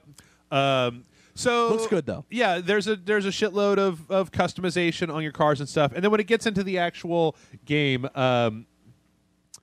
it seems like it has a very similar online integration to what we've seen in the last few Need for Speed games, where it's an open world, but then as you come up to various places, you'll get hooked up into an online match. You'll just be driving around. There's a part where you can see on the map various events happening, and he turns a corner and says drift attack started. It seems like it's going to be very similar to those previous games where you just jump right into Like you come across a race that's getting ready to start, and then you just jump in. And I do there. like the fact that they basically state that in this game you race like you want, and there are different racing styles. Like you can do drifting style racing, or you can do muscle car style racing, or it's not to beat the game. You don't have to focus on being good at one thing. I mean, I will say that when I look at this trailer, maybe it's because I didn't play enough of the last Need for Speed, and I didn't really do a whole lot in the crew. Yeah. But this motherfucker is drifting. Yeah. Everywhere. Like almost every turn. It is a drift drift attack. So the idea is to drift around every corner. Oh, okay. Is that what it is? Yeah. Okay.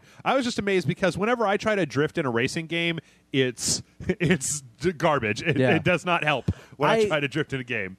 I honestly am a fan. Like I said, I like the Need for Speed games. I've kind of fallen off of them over recent years, and this trailer actually does a lot for me. Yeah. It makes me kind of go, I kind of want to play that. I'll probably play that. Real fast, real pretty. It's pretty obvious that whoever's running this particular demo has obviously driven this before because they're just like reacting to stuff in a way that I don't think I would be able to. Oh, yeah. But it looks good. Also at the very end, like, guy seems to have a police car right behind him, and then just kind of like takes a left, and then there's no more police car. Yeah. I'm like, all right. I wonder if I don't even know if Need for Speed Underground, I never played it, if the whole thing with the cops is a bit big, if that's kind of like your it's like Fast and Furious, right? Street racing versus the cops. That was kind of introduced in, I want to say it was called Hot Pursuit, was the first one. Okay. And then they also, maybe it was Underground, or maybe it was not Underground. Underground was pure like drift street racing and nothing else. Like there was no cops or anything like that. Okay. And then Most Wanted, the first one for the Xbox 360 during the launch of the 360 that came out that had full motion video where you were an undercover cop. That one I think introduced other cops chasing you and stuff like that. I've never, I guess, been able to really wrap my head around the whole idea of like, how they have like EMP bursts and like spike strips and stuff like that. I kind of like the idea of just running and chasing a little bit better than that. Yeah. But, next up we had Star Wars: The Old Republic, and they announced Knights of the Fallen Empire, which is going to be a story-driven DLC expansion that is apparently going to be free to subscribers. So if you listener to Rage Select are for some reason still subscribed to Knights of the Old Republic, you're going to get this free. You're going to get this for free. And then they showed another one of their. You know what? I don't think I'm out of line in saying that Star Wars: The Old Republic has some of the best cutscenes, cinematic trailers. Yeah. Like in this one, it was funny because the cinematic trailer they had made it look like you got this one little kid dressed in white, this one little kid dressed in black. They're obviously like clones or something like that. In fact, one of the things I actually really like about this is the fact that this is like some kind of third faction that we're seeing. That these two little kids are obviously being raised. And is it just me, or do they both look like Starkiller an awful lot? Is it just the haircut? I think it's you. Okay. But this trailer is hot, man. They got a bunch of dudes, and they showed them fucking up Sith and fucking up the Republic. Yeah, and you're looking at it, and you're going, oh, the guy wearing black is going to be like the hothead one, and the one in white is the calm one. And then as the trailer kind of goes on, it kind of goes the other way. Well, the dude in white gets his arm cut off and has to have a Darth Vader mask installed on his face. So obviously he's now completely and totally evil. Because, in the beginning it's like he's not as good of a fighter and stuff, and then as the thing goes on, he's just straight fucking people up. It's funny because I don't know any of these characters' names. Like, I don't even know there's like this... these are like old characters from like long before the trilogies and things like that. Well, yeah, no, but I'm pretty familiar with the Old Republic as well, and I don't really recognize any of these. But yeah, it's a hella hot trailer. You guys should totally go check it out because regardless of whether or not the game is any good, which they give a lot of sketchy buzzwords about it. It's still a hell of a trailer. Even if, I'm going to say this, even if you don't care about Knights of the Old Republic or Star Wars: The Old Republic, even if you're not interested in that at all, I still recommend. I think there was a time a while back where I showed Aaron like just the opening cinematics for Star Wars: The Old Republic. Yeah, and he's like, "I want to play this game." And I'm like, "Yeah, well, it's not really like that, but they're really good trailers. They're really good trailers. I highly recommend everybody go watch those." So there was that. Next up, I think I'm going to have to give a prize, John. I think it's time to hand out a prize for the single most nervous dude in all of E3. Here's the thing. Yeah. He showed what is arguably one of my favorite things I've seen at E3 so far. Really? I am in love with this game that he, like, just from what I've seen and everything, I am in love with everything I've been shown. So this is Unravel. Yes. And this guy, this poor dev guy comes out, and you could tell seriously, he is nervous. He's so nervous, and because he talks about how this game got made and the fact that he made this little yarn character called Yarny, and he has it with him. And it's obvious that this is awesome. Some kind of like passion project. Yeah. And that he's now having to pitch it in front of like, an audience that's been looking at Mass Effect and Need for Speed and Star Wars and shit like this. And I'll be goddamned if it isn't charming as hell looking. Yeah, like, it is charming as all fucking get out. And this was honestly, for me, this was one of the things that I saw this and I was just like, holy shit, this is... It reminds me a lot of the announcement of Ori and the Blind Forest last year. You know what it kind of reminds me of gameplay-wise? What's that? And this is actually something Amanda mentioned to me. Oh, fuck, now I'm already blanking on its name. Okay. Tell me anything about it. Dead kid looking for his dead sister. Really Limbo. fucking Limbo. Thank you. It looks like It reminds me of Limbo, but not depressing. Yeah. In any way, shape, or form. So you got this little yarn guy, and as he goes forward, his yarn is going out behind him, and there was a whole thing. I honestly tuned out a little bit when the guy was like, "And this is the yarn that binds all of our life together." It's and a all symbolic little symbology. Also, there's a part where there's like this fucking hella mad guinea pig or that was a gopher or groundhog. something? Groundhog? Sir. Okay. Something maybe a gopher actually. But yeah, I mean, it's got a real nice art style. It kind of reminds me a little bit of Brothers, I guess. Yeah, and a little kind bit of the too. whimsical type of thing. Yarny's running around, he's getting grabbed by stuff. It looks great. Yeah. I'll play it. I'll play it. I'm looking forward to it. Maybe on an Indie Friday, but like I love games especially that miniaturize your character and then kind of have you in this the miniaturized version of the world. Yeah. So that's Yarny, and then we went on to again. I don't really know how much more we can talk about this. Plants vs. Zombies, Garden Warfare 2. Yep. So I kind of felt like the beginning where the hero guy, Captain Brains or whatever his name is, came out. You were very adamant yesterday that it was called Captain Brains. Yeah. No, it was. I feel like that was them trying to like. It felt like a replay of the Peggle 2 announcement of like they were like really excited, like no one in the audience gives a shit. Well, that's plus they brought him out and they immediately took him off the stage. Yeah. So I mean, if you're interested, I mean, it looks like the story of Plants vs. Zombies 2 is that what they said. Technically speaking, in canon, the plants won. Yeah. And so now it's like. It seems like the main focus is that the zombies are kind of like downtrodden and the plants are in their territory fucking shit up. Yeah, so in this one it's the zombies have taken over and they're the ones that have to protect their homes against the plants who are now fighting back to take back what was theirs. Right. Oh, okay. Is that what it is? Yes. All right. So yeah, there's a bunch of new classes. I mean, I don't really know if we want. I don't really feel like we should go into specifics. There's a Titanfall reference. That's all you need to know. Yeah, it's hilarious. At one point, this little zombie dude gets a giant mech and he runs around, and there's like a big plant. There's a pirate zombie. There's a superhero zombie. Whatever. If you're into Plants vs. Zombies, I mean, that's the thing, I guess, is that I don't feel like what they showed here is going to convert anybody who isn't already into Plants vs. Zombies, and anybody who's already into Plants vs. Zombies is probably just going to go ahead and get this. Yeah, I agree. Anyway, so I don't feel like we need to spend a huge amount of time talking about that, except for the fact that directly after Plants vs. Zombies 2, we started with the EA Sports section. Ah, yes. EA Sports. Oh, yeah. Before we go, they said that they're doing Plants vs. Zombies solo play. Yeah, solo and couch co-op, which basically just means a bot match. Yeah. Because it's already horde mode. Yeah. So, like, okay, whatever. But yes, then we got into EA Sports, and I'm going to be real super brutally honest here with you guys.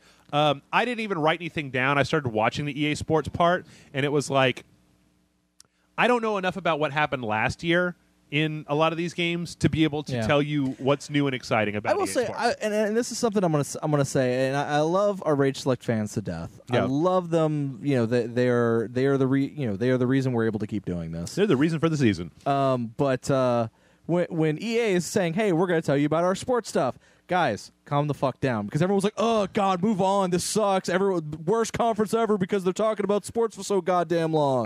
We'll get to where it became the worst conference ever because they're talking about sports in just a minute. Yeah, but I know, but I'm just saying, it was like, guys, it's EA, like they're not gonna fucking talk about Madden for 20 minutes. Of course. I mean, I feel like it's just one of those things where, as the E3 conferences get because it used to be. They didn't even used to air these conferences live. No. And then you would have to go out and find them and download them somewhere and then watch them later on. So, I feel like the more people that watch it, it's. I had the exact same reaction when people are like, "Stop talking about this," and I'm like, "This is the easy version of E3." Yeah. It used to be that Sony would talk about earnings numbers for 35 minutes before they even started talking about games, straight up bar graphs and PowerPoint presentations. So. But yeah, there's a new golf. There's a new NHL. I mean, I'll be real honest. It all looks good. You know, I mean, if you're into those sports, sure, it all looks good. Yeah, sports games look great. I mean, they're all doing they've got different new tech. There was some stuff about some. We'll get back to Madden in a minute because I actually did write some notes about Madden. But FIFA, NBA Live 16. There's a golf one, and they talked about that. And they did a whole game face thing. Did that come off as kind of inadvertently racist to you when they had that guy take a picture of him and then he was way lighter skinned when they finally put together? I don't know if it was vaguely racist, but I kind of felt like it was wow, this is totally not how that works. You know, there's at least 5 or 6 times per E3 conference where I basically just end up saying, quit trying to make X a thing, Y company. X is never going to be a thing. And that EA Sports game face stuff. Here's the thing.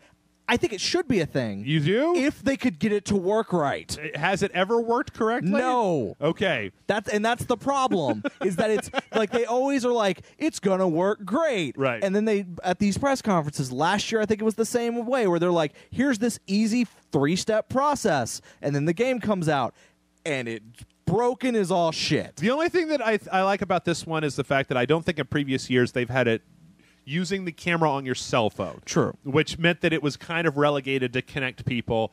We'll see. Who can say? I'm going to take a picture of my ass. I don't know about you, but I want my ass to be right on the face of my Madden guy or my NBA. So you want it to look like the Giants from Dark Souls. That's exactly correct. No, okay. no, I'm not going to zoom in on my rectum. I'm talking cheeks. Oh. Just big old cheeks with I want the EA face thing to have to try to map a facial expression just across 2 giant hairy cheeks. And all then right. everybody can see them for themselves.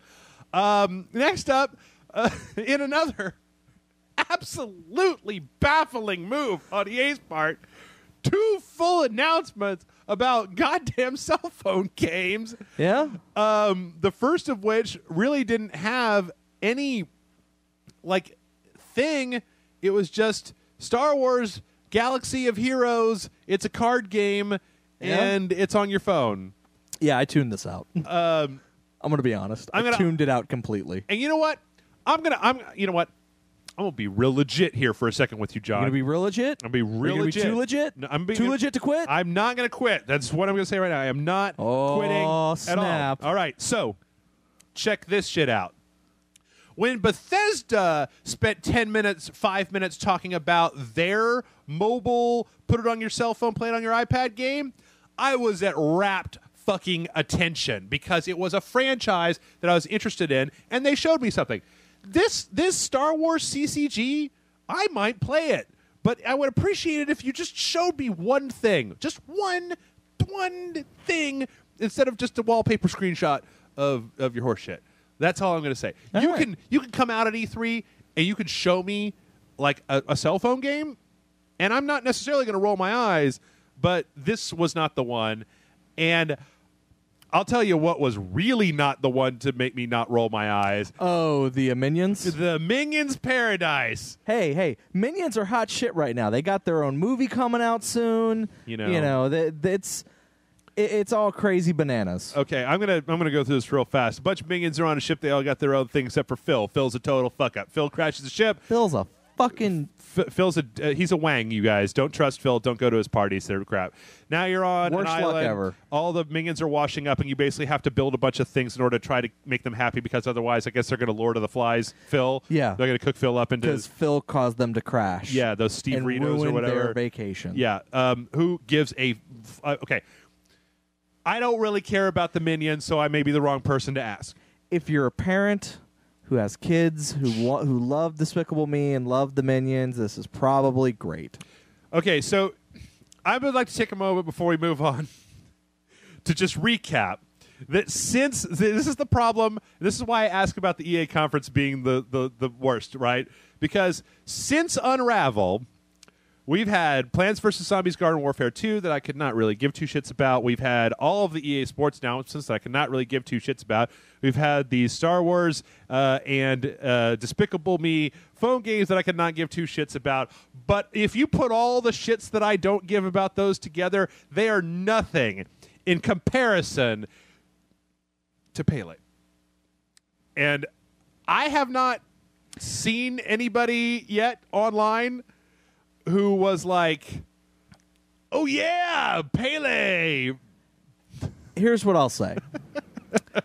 I am not a huge soccer or football fan. I mean, I played it a little bit when I was younger. I know who Pele is. I think he is a phenomenal athlete. I think that if you are a soccer or football, UK football fan, he is someone you should know about and proclaim how great he is, because he is fucking amazing when it comes to that sport. Sure.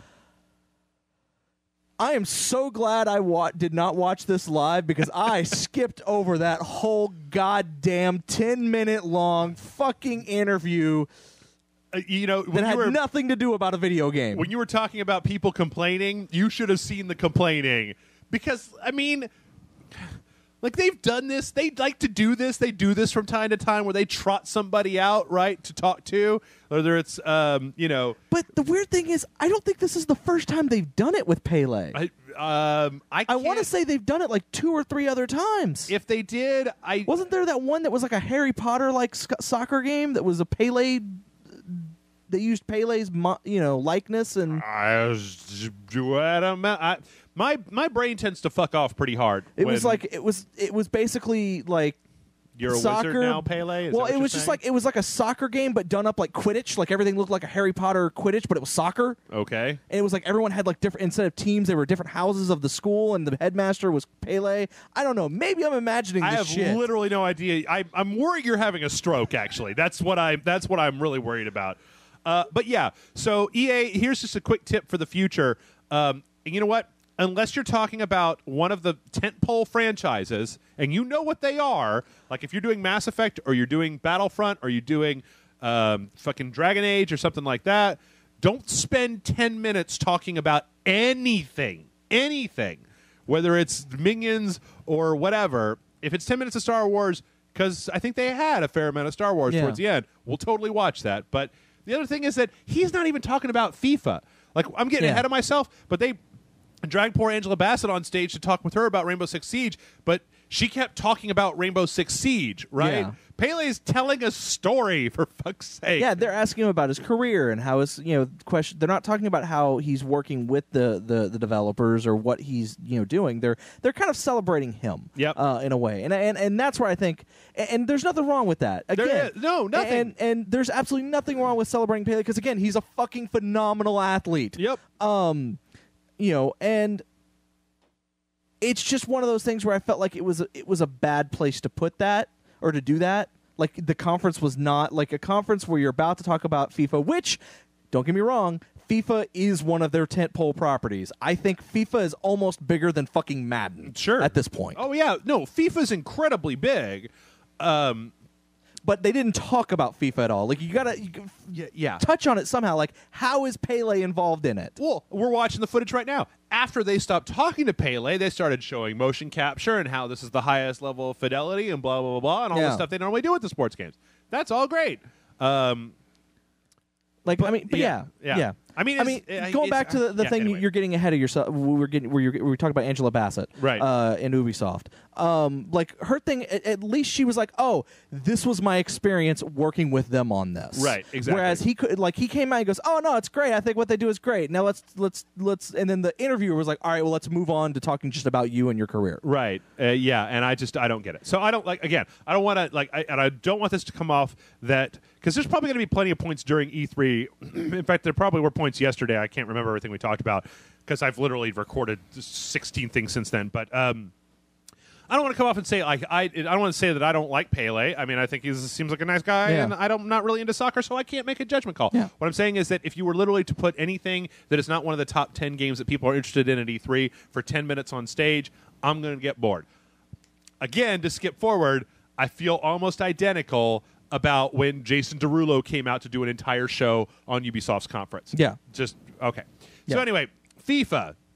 And then squunched for some reason, for some inexplicable reason, between FIFA and Madden, Mirror's Edge Catalyst. Yes. Like, why not just do Madden and finish out? Did they do market Like research? put all the sports together. Yeah. Maybe they felt like too much sports all at once would be too much. Maybe they looked last year at like their viewership numbers on Twitch, right? And like right when the sports thing hit, they just rocked out, and then they were totally bottomed out for as long as the sports thing happened. They came back because you know what? I don't want to make any. I don't want me to editorialize too much, but I don't want to make any specific judgments. But do the people who I know that there are people out there who are just mostly into EA Sports. Yeah. They mostly get Yeah. Madden every year, right? They want to buy play Madden, buy FIFA, Right. buy whatever. Are those really the viewers who are watching E3? I mean, there's probably some cross section, but I'm going to say the majority of like your hardcore Madden, FIFA, they're probably NHL, not really paying attention to that. Probably not quite as much. Yeah. Anyway, so Mirror's Edge Catalyst, one of the worst kept secrets of all time. Or well, it's not even a secret. I mean, they announced it last year. They announced it last year. Yeah. Did we know it was a prequel already? Well, it's not. It's a complete they're rebooting it. Oh, are they? Like the other game doesn't exist. Oh, really? Okay, I did not know that. It's a good thing you're here, John. Yeah. Because that was a big thing. It was like, we're not remaking the first game. Right. And we're not doing a sequel to the first game, and it's not a prequel to the first game. It's just a different take on it. See, for me, when I look at it, it totally could be a prequel to the first game. Yeah. I mean, I think it's kind of they're kind of going, well, let's go further back in the story, and then, but it's them kind of starting from scratch, story and game mechanic wise. Right. Because they're talking about Faith, and she looks younger here than she did in Mirror's Edge. Yeah. They're talking about her as a kid, and she's got a sister or something. Yeah, she's always had a sister. Yeah. That she's dealing with. I can't really say that much about. I mean, it's been so long since I played the original Mirror's Edge. I can't remember the story about what exactly you were doing. But I just knew you were a carrier, and there were things about that. Yeah, but here they seem to be. Pretty. They're setting up a very specific kind of like it's a dystopian future where everybody's got to put their hands on the wall, Fifth Element style. It's ruled by corporations, and Faith is out there running around for freedom. They have a mystical, magical Negro there towards the end of the trailer saying, explaining to her that she needs to do stuff. They make a kind of a big deal about talking about how she doesn't ever use guns, which she does in the previous one. They basically said that's the first thing that they decided to do is that they decided to get rid of gun combat. Was there gun combat in the first one? Sort of. Like you could, as Faith, could pick up a gun. You pick up a gun, shoot it, and then throw it away. Right? Yeah. Okay. Well, they're getting rid of because they were like, you know what, that didn't work. Let's get rid of it because that was the one of the things that people talked about is that the gun combat sucked. Right. And so they were like, you know what. There were I don't want to be the one to burst everybody's bubble through the rose-colored glasses. There was a lot of parts of Mirror's Edge 1 that weren't the best. No, it was I agree. A very innovative concept, but just in watching this trailer, I can say that the level of fidelity in the individual environment and just the amount of texture and lighting effects and things, Mirror's Edge 1 almost looked like a dream, right? Yeah. Because it was so clean and so stark, right? Yeah. And it definitely set it apart from other games at the time, but I like the fact that this looks a little bit more like a world that actually exists. Yeah. Also, there are plenty in this trailer. There are plenty of examples of actual cutscenes. Yes. Which is good because the cutscenes in Mirror's Edge 1 almost made me turn that game off. They were so fucking terrible. They were like insurance commercials. If you don't remember. I remember. They were fucking awful. I'm looking forward to it. Yeah, no, so am I. Like, I just think Mirror's Edge, great. Make a new Mirror's Edge game. February 23rd, 2016. Yep, do it. Perfect. Great, wonderful. Nothing comes out in February anyway. We'll feature the shit out of you on the dojo. So then we're back over to sports. As I said before, we're jumping back to Madden. Good old-fashioned Madden. And it's funny, I actually came into the live stream because I was on break at work. I actually came into the live stream right at the end of the Madden thing, and then had to go back to work right before they actually showed any footage of the Star Wars stuff. Oh, we'll talk about that in a minute. I got some beef. With that lady. I'm sure we both got some beef. So I like to say that I feel like sometimes I like to imagine that the guys at Madden know about me, right? And they know that I don't really play Madden all that often. They're like, what could we do to make Jeff even less interested in Madden than he already is?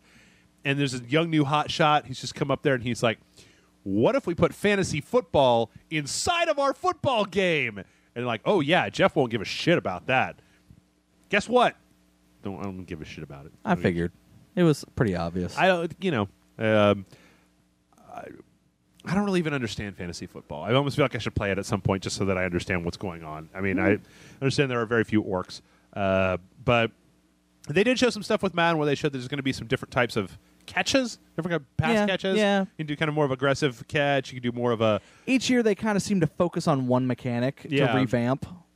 And then they kind of keep that mechanic and then revamp another one. And then when they've revamped them all, they then go back to that original mechanic and start over from scratch and revamping. Yep. So it's kind of this year. It's quarterback and receiving, catching and throwing. Yeah, they got this draft champions thing, and I'm sure that it's like I think I looked it up online, and that it seemed like an existing fantasy football league that they're just kind of integrating into their thing.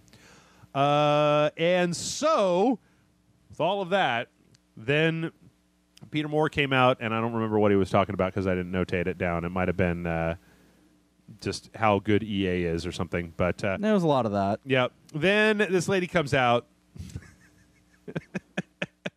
and spent what seemed like several years while the Star Wars music played behind her talking about Star Wars and talking about Star Wars and talking about Star Wars. And even talked about how playing a video game works. Yep. And it was like... I feel like they went, okay, somehow we are running short and we need to fill dead air. Yeah. You're going to go out there and just talk. I mean, it was, well, sometimes I feel like a lot of these companies just don't quite understand, like, when you have something as anticipated as Star Wars Battlefront, you need to just basically come out and be like, bam, Battlefront, done. What I thought was hilarious about that is she goes on for like, I don't know, like 5-10 minutes of just talking about the game and how to play a game and how for the first time ever and not even really the first time. She's like, and you will know what it feels like to play as famous characters from the franchise. Like we've never gotten that before, right? And you will get to fight in places in known battles like Hoth. Right. The most played fucking Star Wars battle in the history of every fucking video game ever. Like I worked at Sony Online when they integrated the Battle of Hoth into Star Wars Galaxies. The Atari 2600 had a fucking Hoth game. Yep. So I'm just saying. But anyways, moving on. And then so she goes on this long spiel. And she goes, and you know what? We've been listening to you. We hear everything you guys have said. And the thing we've heard the most is just show the game. And we're like, really? Yep. Because you don't seem like you understand that. And she's like, and now that I've gone through that whole spiel, here it is. Yep. Suckers. All right, so we finally got to see footage of Star Wars Battlefront. Actually, I'm going to try to skip forward over another 3 or 4 minutes of her talking. Okay, get off the stage. Nope, here's more pictures of Hoth. More pictures of Hoth. Okay, here we go. Finally some footage. All right. So first things first, this looks actually an awful lot like it looks like a Battlefield game. Yeah, it looks like a Battlefield game with a Hoth skin on it. Right. I wouldn't maybe go that far. There seems to be some stuff. Like, I think the idea... You know what? One of the things that generally speaking, and I can't say if this is a thing... I can't say if this is a thing that's going to happen or not, right? Yeah. but this is Empire Strikes Back: Battle of Hoth. Yes. A lot of times when people make Star Wars games, they'll try to create like a parodying units between the Empire and the Rebels. So like when it comes to some of like the RTSs, right, they'll gin up a bunch of Rebel tanks that we've never seen before, Yes, right? I agree. Here, I was mostly seeing like the Empire has walkers, Yeah. the Rebels have speeders, and they have these little turrets that you can apparently get in, or that are trying to keep the walkers from moving. But for the most part, it's okay. Again, it's real pretty. Yeah, and I do like the fact that in this real little pretty. playthrough thing, they do kind of skip around between units. So like you'll be playing you'll see someone playing as a rebel person, and then it'll skip over to an Imperial person, and then it'll skip over to an X-wing, which will skip over to a TIE fighter, which will skip over to a walker, which will skip over to all these different things. You know what?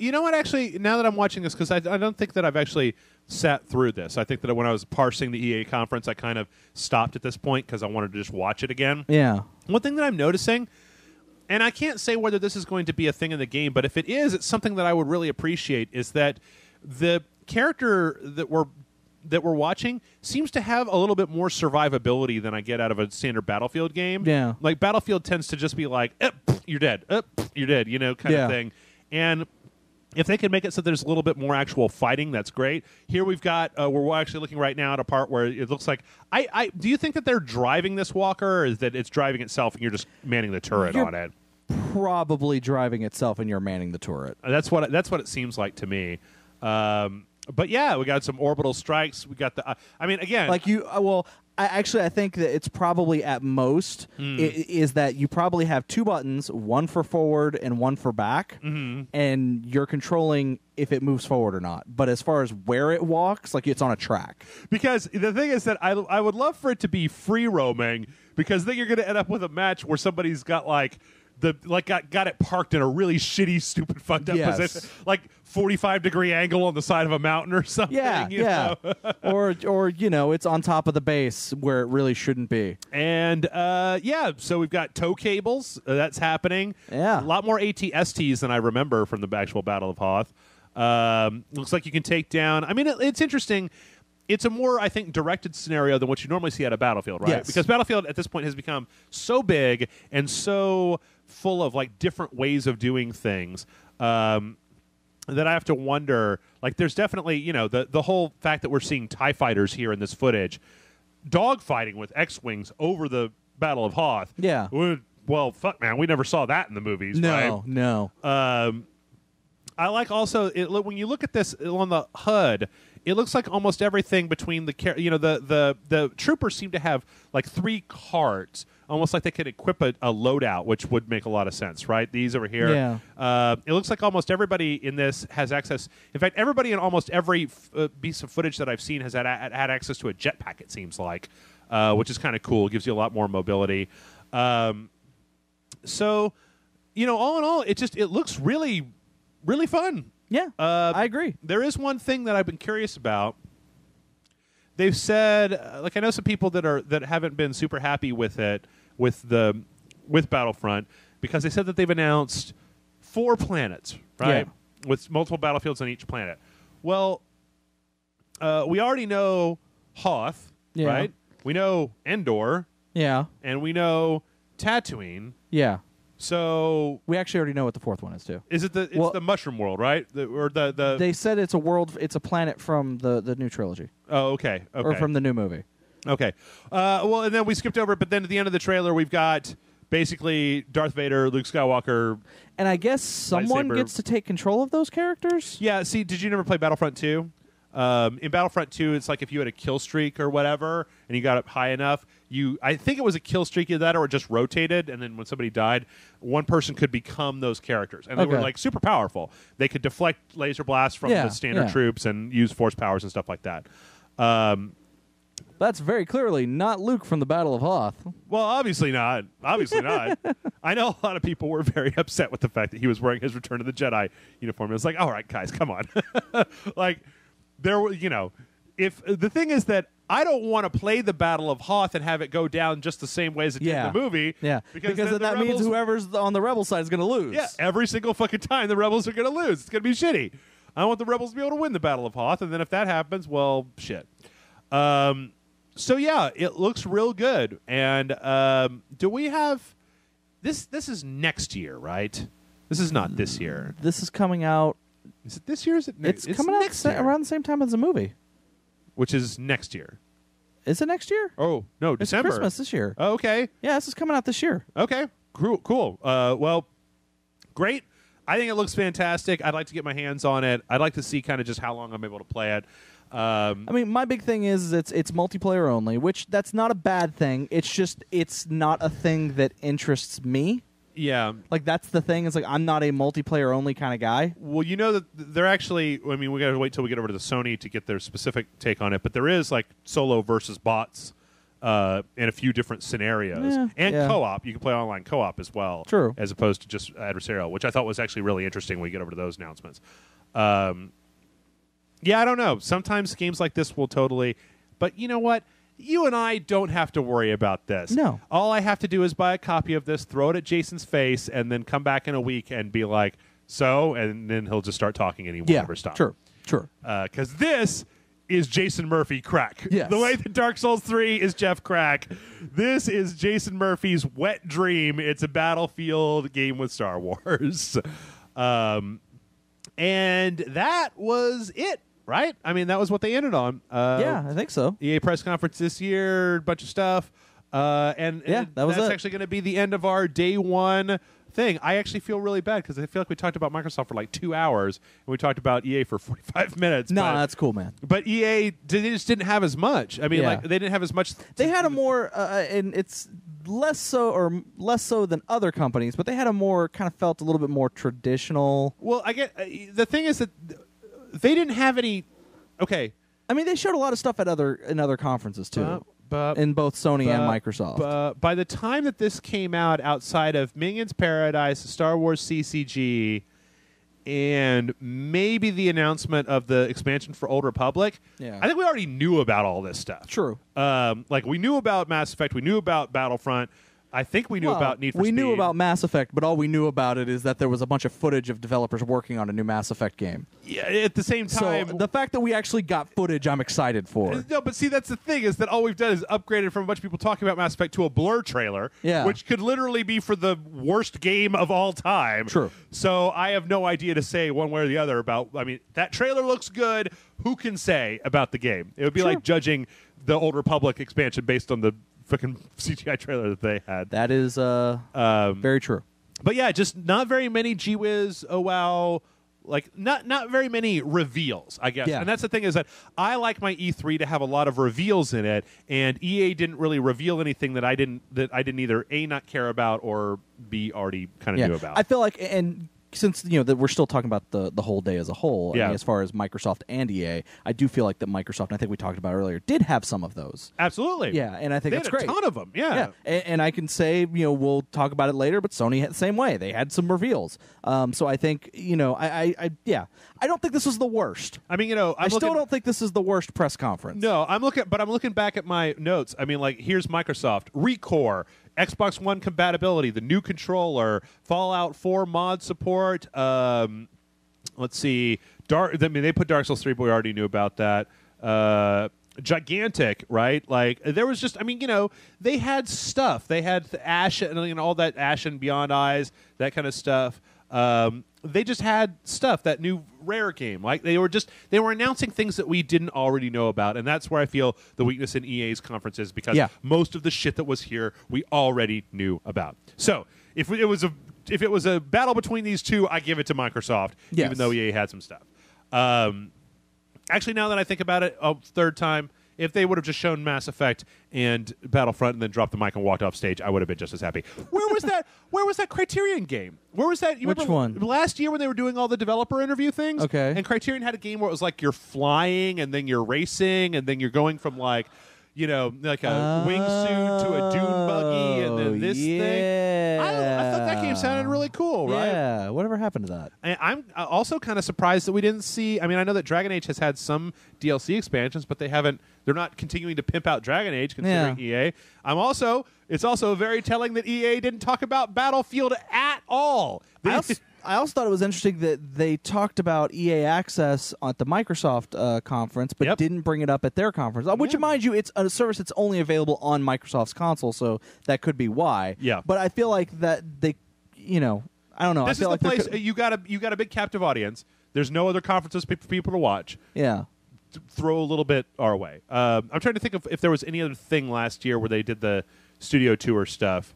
No Dead Space either, I guess. But anyway, I've dragged it out of this. I'm just trying to think about EA here in the moment because I now have finished rewatching several of the conferences. Yeah, I don't think we're going to get a new Dead Space anytime soon. Okay, well, we're going to go ahead and wrap this one up, but we're going to have podcast number 2 is going to be coming up soon, and where we're going to be covering Ubisoft and Sony. And I tell you what, those guys had some actual reveals. Yeah. So stick around, and whenever we come back, we'll see you then.